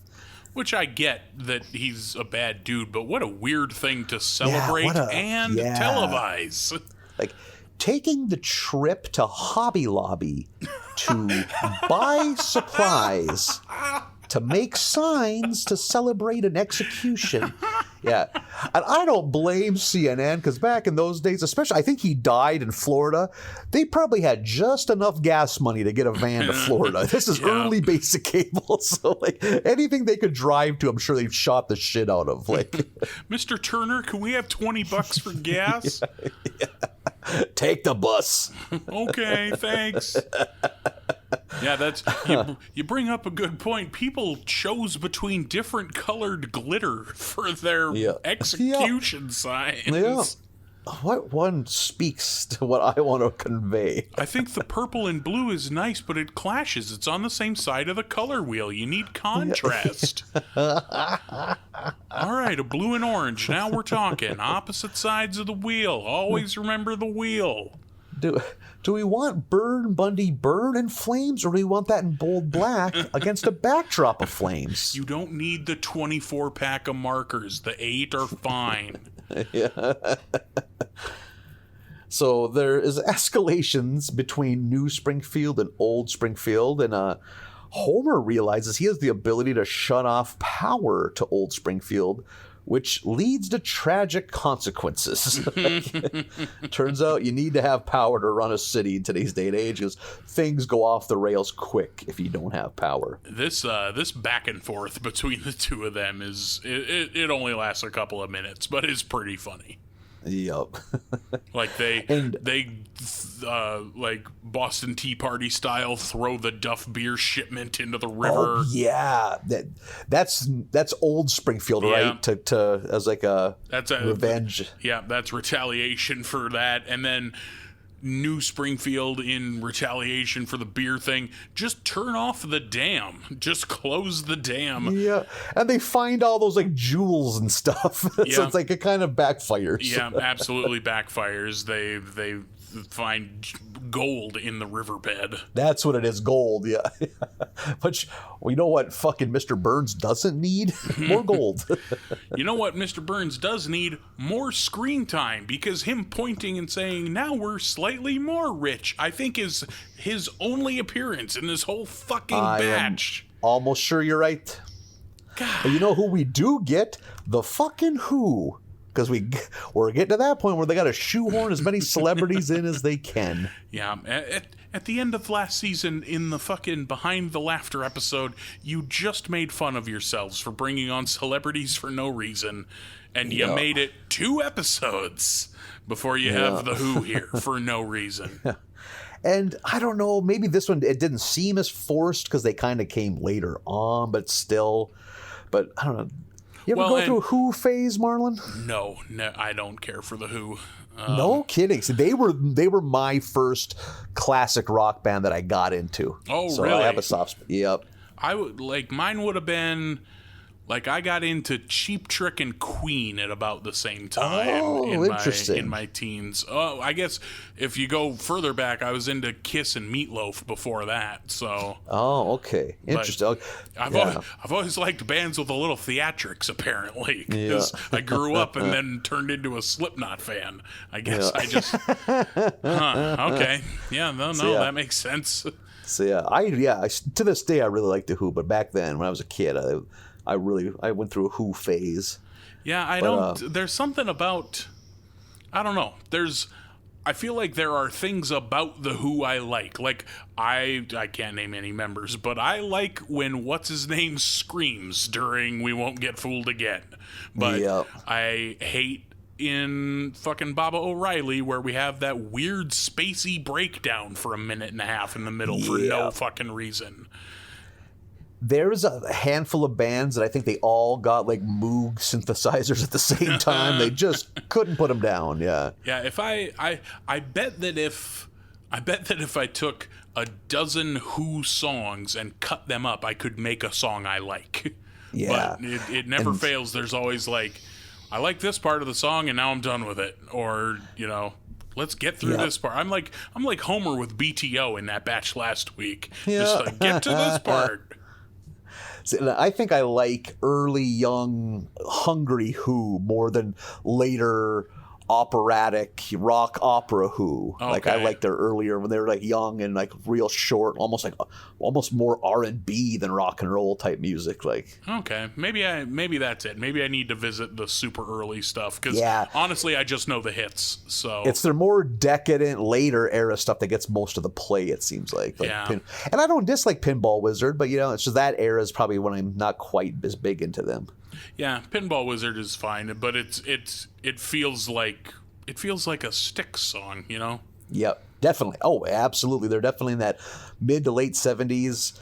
we're all billionaires, so let's make these giant bloated albums with every 7-minute didgeridoo solo in the middle of a song. Like, but I did kind of like how the Who was incorporated into the story, because they're like on the trash dividing wall and they're arguing both sides over the whole thing, and then finally, like, wait a second, this is about area codes, and I think it's Entwistle, the bass player's like, just get phones with speed dial. You don't have to worry about this. And they're like, oh yeah, and then that's it. Yeah, I did just like something that simple. Yeah. I did like how quickly and simply this problem was solved. Yeah.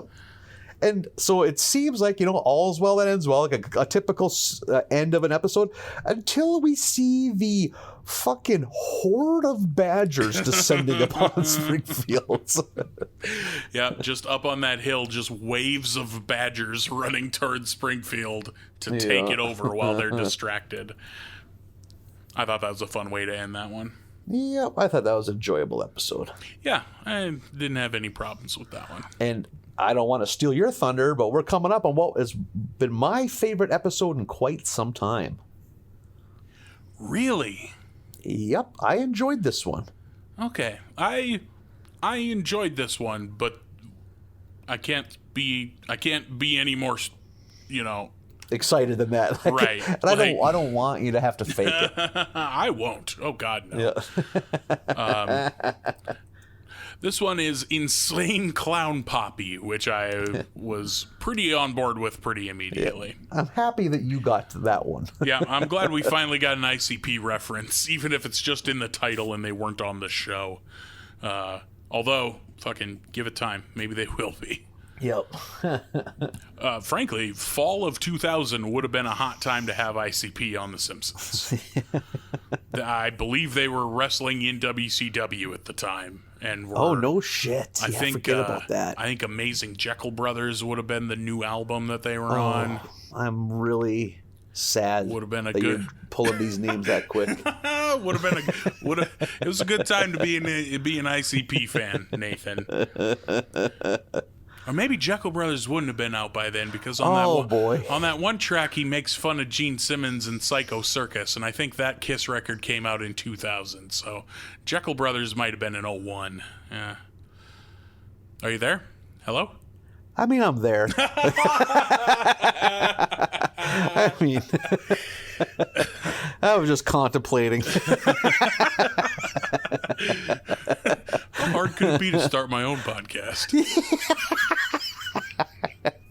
Am I going to have to write handwritten apologies, or is an email good to our regular? Do I have to give Marlin 2 weeks notice? Yeah, I'm there for it. I am not an ICP fan, but I think it's ridiculous. And as we've discussed, for sure. I am a fan of any artist that can make it without any help from like MTV or radio. Yeah. And they did. Give them credit, man. They did. They are a huge phenomenon. At the end of the day... A smelly, sweaty phenomenon, but a phenomenon nonetheless. At the end of the day, I think you and I are both saying the same thing, that the Insane Clown Posse is the American dream. So yes, that's exactly it. It is the best rags to riches story that America has to offer. It's the best clown-themed rap rock rags to riches that's Michigan-based that I've ever heard of. A lot of qualifiers. Yeah. The episode starts with simply a watermelon full of fireworks, which I really liked because, boy, I bet that would be fun, and I've never done that. Yeah. Oh, dude, my first note, you ever heard of duck bombs, Marlin? What? No. What is a duck bomb? Oh, this, like, the nostalgia vibes I have, because when I was a kid, my dad used to get his hands on duck bombs. I think, I don't know, maybe through the city or something like that, but they're a quarter stick of dynamite, and they're like only certain people are supposed to be able to have them, and they are, I don't know, for scaring up birds or something, because they're called duck bombs. I don't know why else they'd have them, but my dad would get them, and sometimes if we were good, I was a little kid, my brother probably was like a baby, but like my dad would take our old toys out in the yard, and we didn't live in the country. He would do this in the trailer park and blow them up with duck bombs, and boy, oh boy, did me and my cousins have the time of our life. Like, you could picture a coffee can. If you put a duck bomb in it, lit it, and walked away, it'd blow that coffee can fucking 50 feet in the air, and the bottom would blow out, and the heat would shape it so it was like a bowl.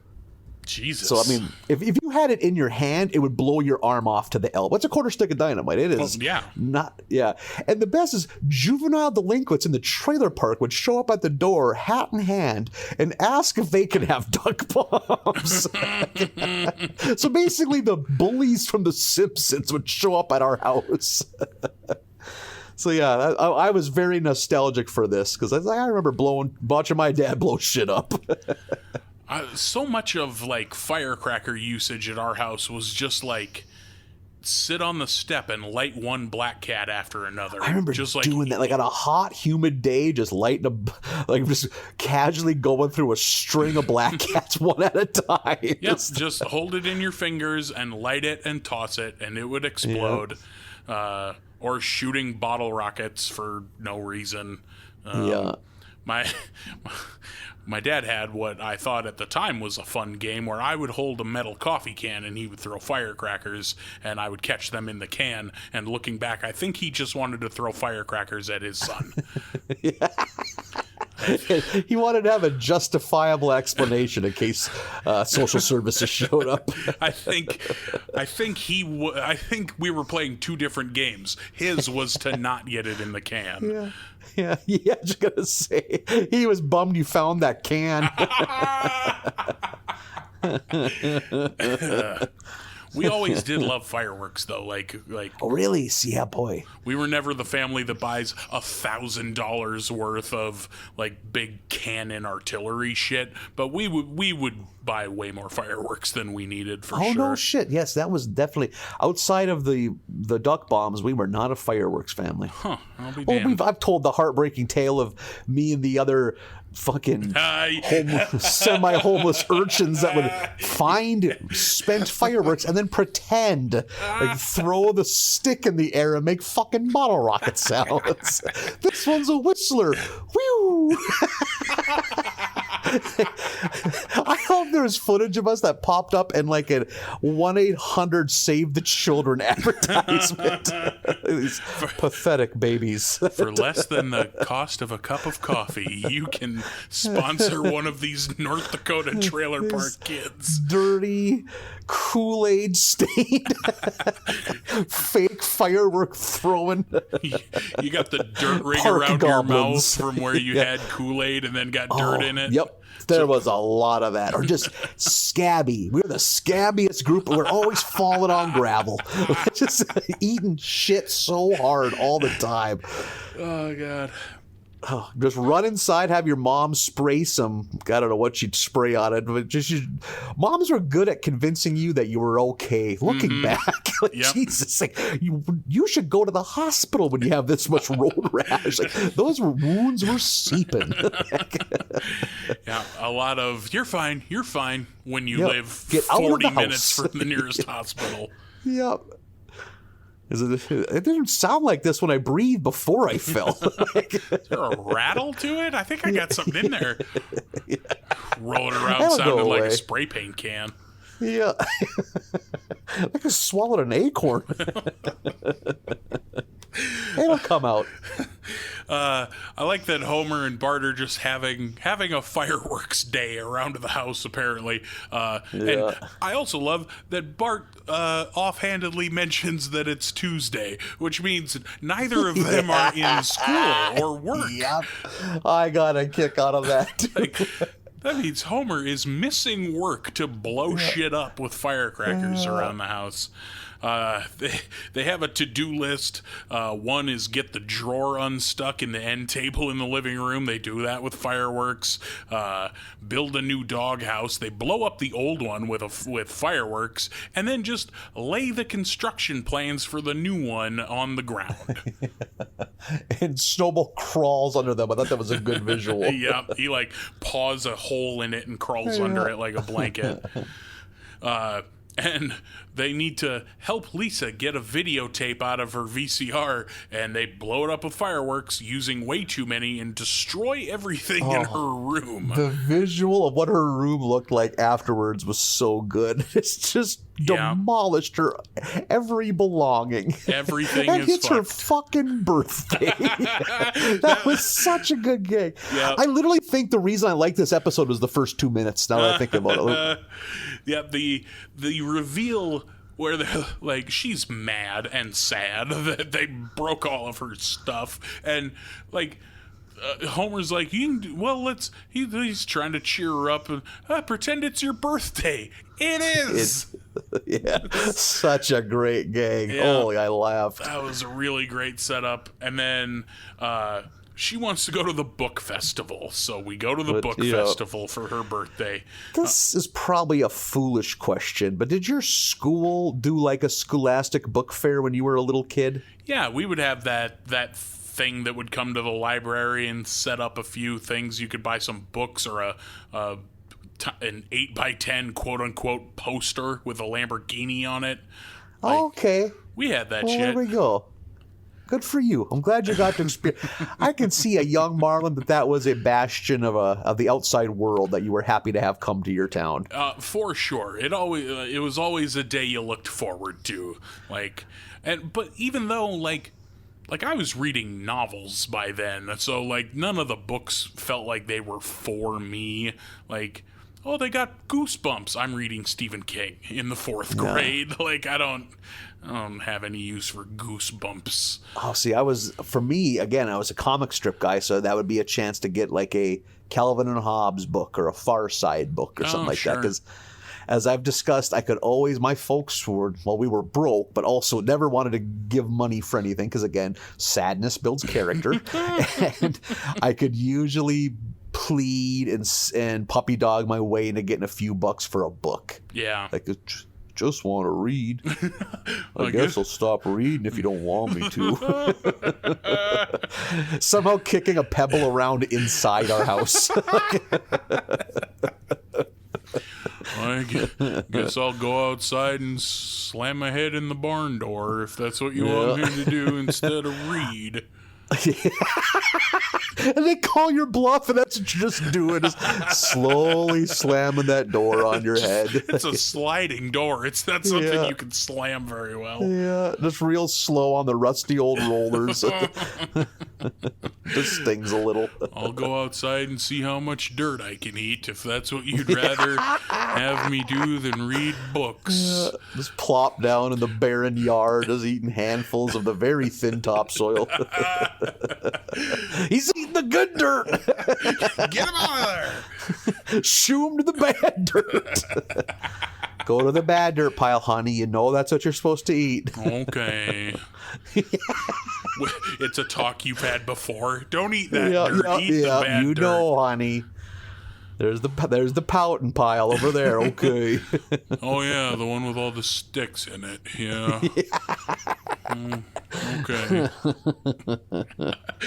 Don't let me catch you eating my garden dirt again. This kid's gonna eat us out of house and home. Can't grow any tomatoes. Marlin ate all the dirt in the garden because we wouldn't let him read. Casually explaining to that over coffee at a Senex station. Oh shit. So we're at the book festival. A lot of festivals in the last season, by the way. Yeah, very true. Since the beginning of season 11, we've had the food festival, the beer festival, and now the book festival. And no shortage of authors. We get a lot of authors, which you would have assumed. But like, I like some like the random ass ones, like Amy Tan. Amy Tan, the Joey Luck Club. Yeah, yeah, was a deep cut. Same with John Updike. Yeah, John Updike. We have Tom Clancy. Yeah, Stephen King. We got King. Yep. King will show up, especially in 2000. Yep. King would show up. Yeah. You still read much King? No, it's been a while. There's still plenty for me to read. I still have so much in his catalog that I can read. Same here. He's come up with like 2 short story collections in the last 20 years I haven't read. And that's my thing, is short stories from King. Yeah. So I got catching up to do. I haven't been reading as much as I would like to, or as much as I usually do. Yeah, I'm so I'm so swamped. I just don't have. I got all these walls to stare at. Fuck you. I was just about to say these walls won't stare at themselves. So we're living similar lives right now. I don't need King. I'm already gripped with existential terror. So. Boy, ain't that the truth. I don't need help being terrified. Wait for my breathing to sound weird. Oh boy. All that dirt's coming back to haunt me. Oh, if I fucking drum, my heart decides it's Neil Peart every once in a while. Trying some new Afro-Cuban beats, not the old 4/4 that I've had my whole life. Just a quick fill. Just yeah. Whoa.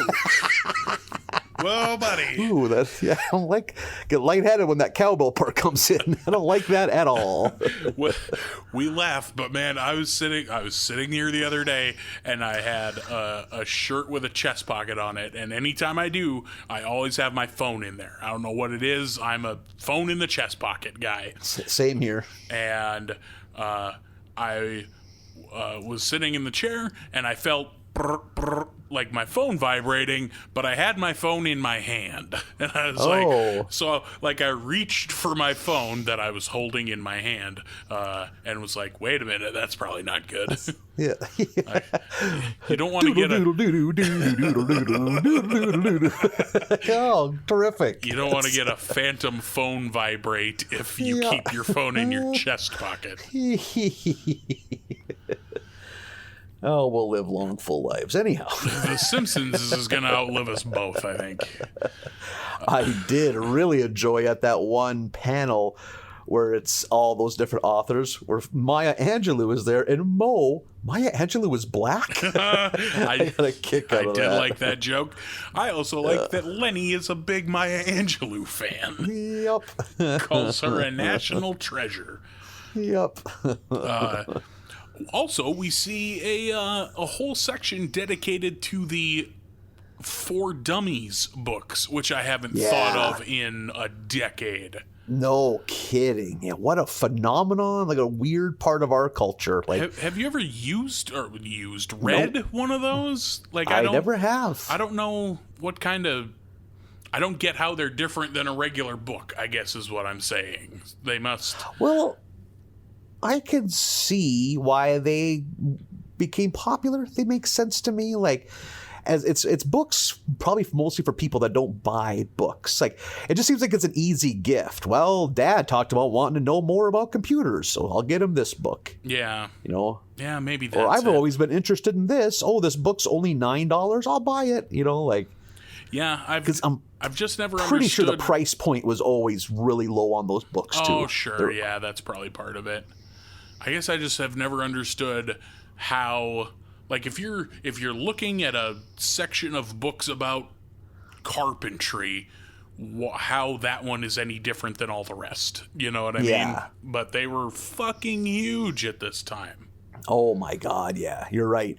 90s into the early 2000s was definitely these books' time to shine. Yeah, the pre-Google, or like at the birth of Google, before the people these books were for learned how to use Google. Yep, exactly. We get Krusty is signing his book, which was ghostwritten by the aforementioned John Updike, and it's only 20 pages long. So he's signing books. At one point, Bart gets up to him, and he signs the book K the C for Krusty the Clown. And Bart calls him on it like, what's this about, man? And Krusty's reasoning is, hey, kid, this pen's got to last me all day. Oh, God, Krusty's such a shithead. I love it.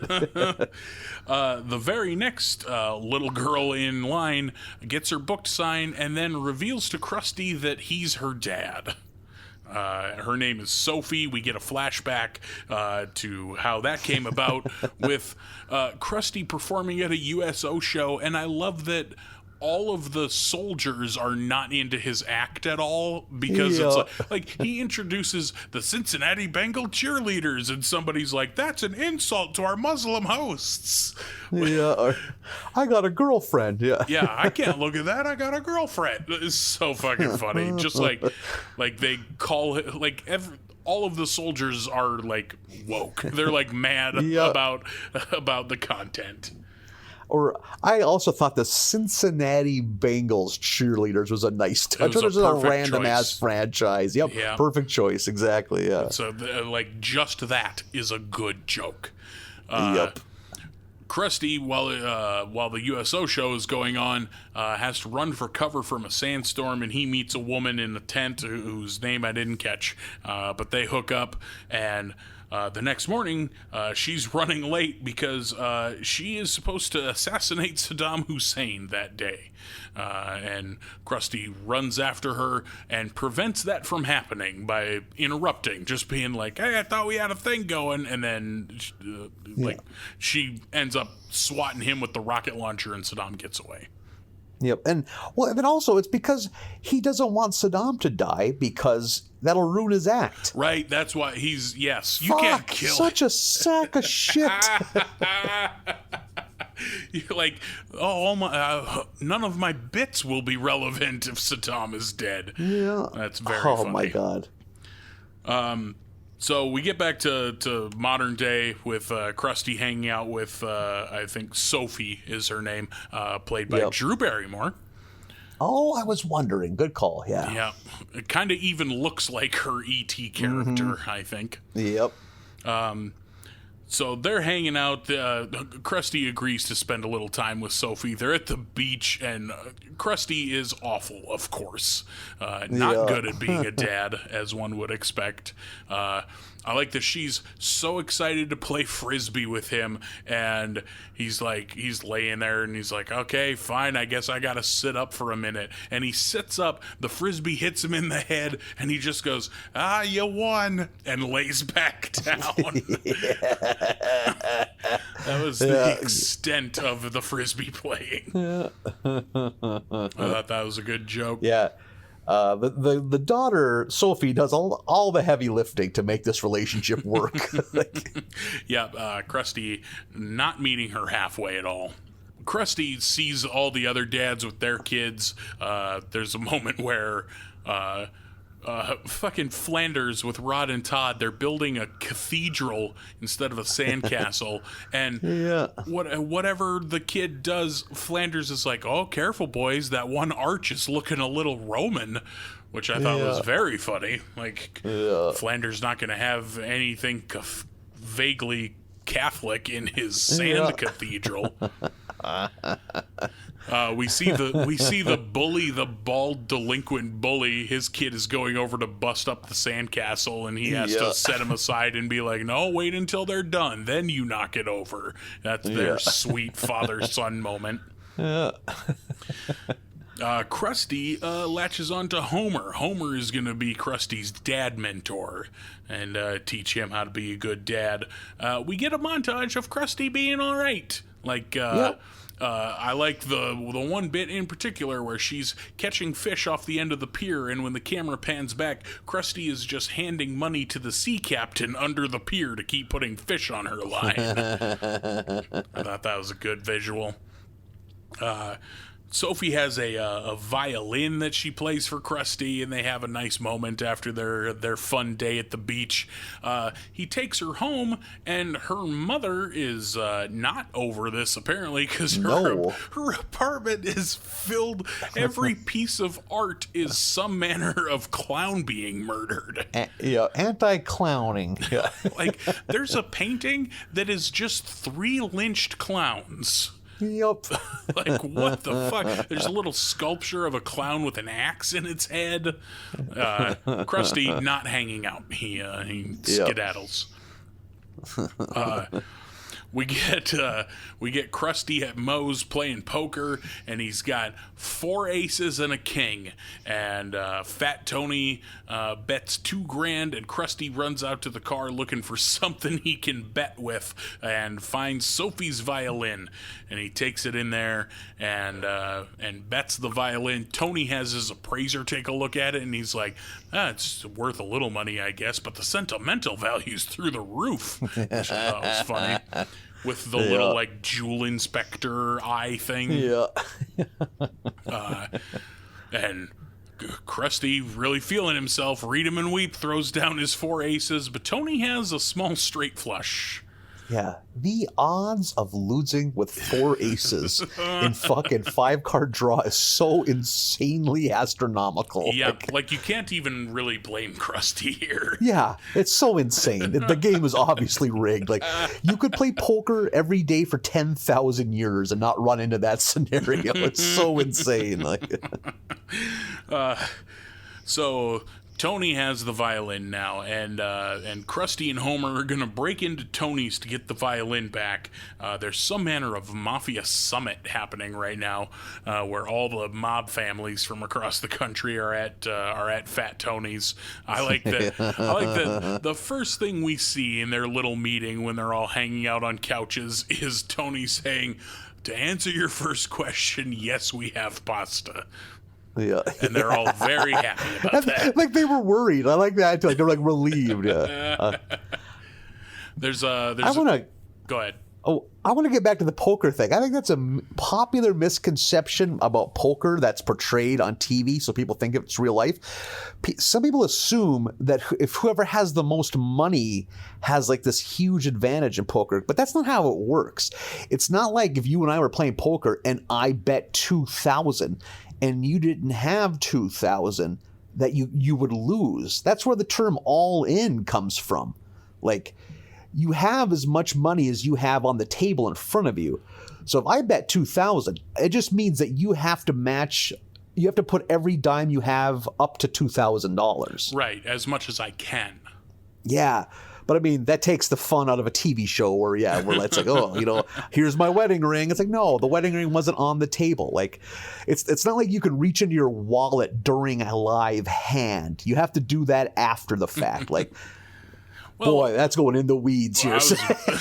Poker tips. Well, also, like, you're talking about actual poker and not playing poker with your buddies. Like, yeah. If you and I were playing poker with a couple other comedians or something, which we should do sometime. I'm bad at it, but I like playing. So you'll get some money.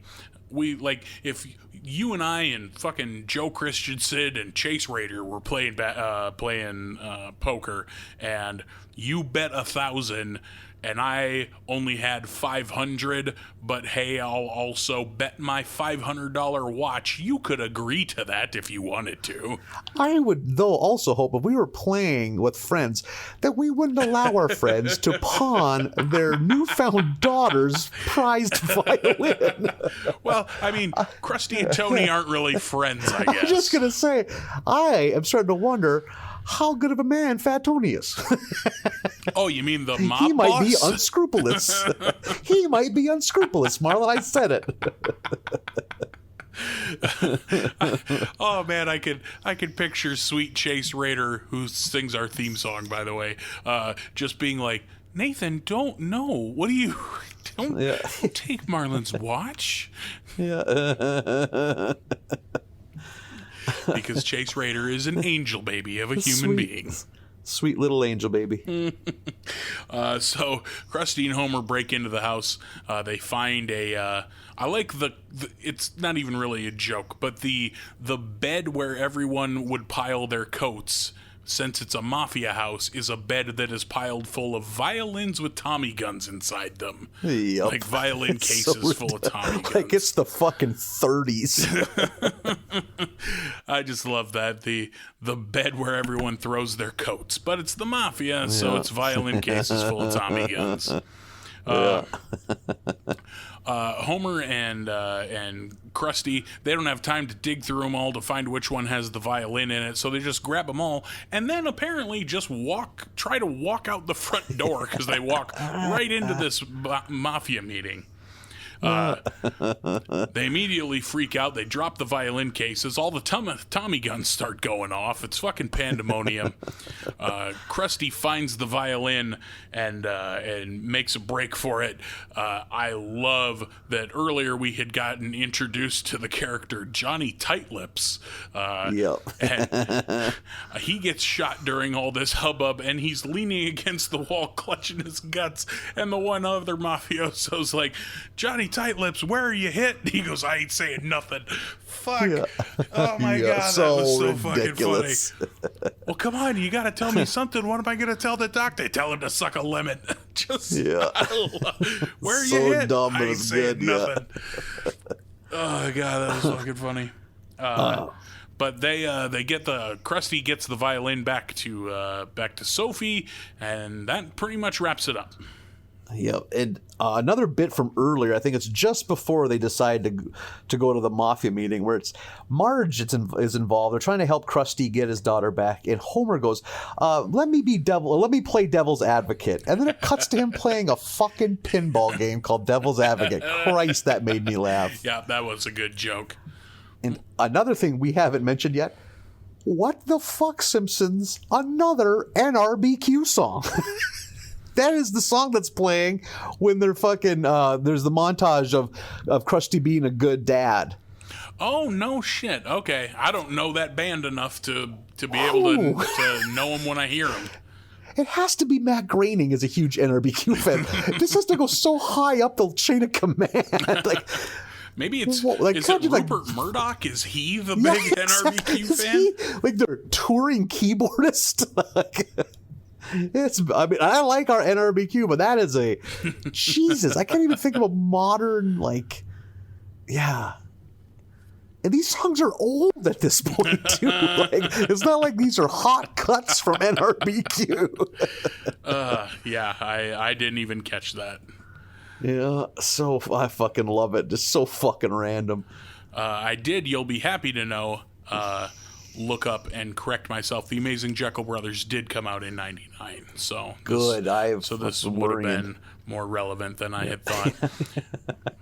I had trouble. I always have trouble placing the Wraith. It's 2002 is the Wraith. I always think it's later than that, but oh yeah, it keeps me up at night. And I always think Malenko came later than it did. That's '97. I should know better. I should know these things off the top of my head, I would think frankly. of saying something, but I think you got to learn on your own. You got to learn on your own with your Insane Clown Posse discography information. I mean, if I'm gonna carry the hatchet, I ought to know these things. Yeah. You give a man the Amazing Jekyll Brothers, he'll spray Fagel for a day. If you let him find out via Wikipedia, he'll be down with the clown for a lifetime. Put that on a t-shirt. Live, laugh, whoop.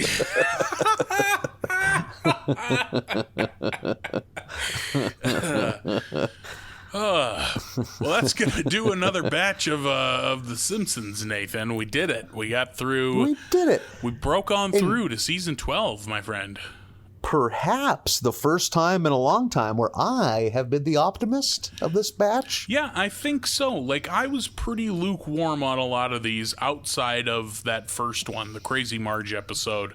And then there were little chuckles here and there for me throughout the rest of these, but on the whole, not super high on these. Lil Chuckles could be your ICP crazy clown name. Holy shit. On Psychopathic Records, whatever the fuck they call it. Lil Chuckles' debut album. Get that as a neck rocker tattoo across my collarbones. Fucking slamming some red pop with the face paint. Yeah. You would have to eat absurd amounts of Chuckles, even though nobody likes Chuckles. No one likes Chuckles, right? Yeah. But you know what? You got to stay true to your character. Yeah. Got to keep kayfabe, baby. Yeah, you do. Live the gimmick. Oh, man. Speaking of which, I'm still knocking out some of the newer episodes of Dark Side of the Ring. Man, oh man, that show's well done. I'm letting season 3 spool up a bit so I can hammer home a whole chunk of them all at once. And as you mentioned earlier in a private conversation, New Jack, not a nice guy. No, and now not deceased. A nice person. So yeah. Pour one out, I guess, for New Jack. But yeah, that episode is maybe my least favorite episode of the whole show because I spent the whole episode being like, God, this guy is very unlikable. He should be in jail. Yeah, none of this is wrestling. This is all just crime. Yeah, you can't stab people. This isn't sports entertainment. Right. This isn't what I'm here for. But yes, I need to catch up on that show now that season 3 has started. It is very good. And now we need to catch up on episodes 4 through 9 of the season 12 for next week. Yeah. That's a goddamn segue, Marlin, if I've ever seen one. Look at you. It's 4 through 8, but I like your spirit. I like your God damn it. tenacity. I took a fucking risk with that guess. I thought in my head. Because I was like, do not hesitate and count these out. Listen to your heart. My heart fucked me. To be clear, I didn't correct you to be a dick. I just didn't want our loving fans to watch an extra episode that they didn't have to watch busy this lives. week.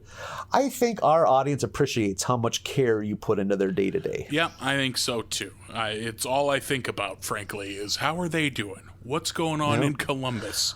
My original thought was we're going to just watch these episodes on random, but you're like, no, let's start at the beginning.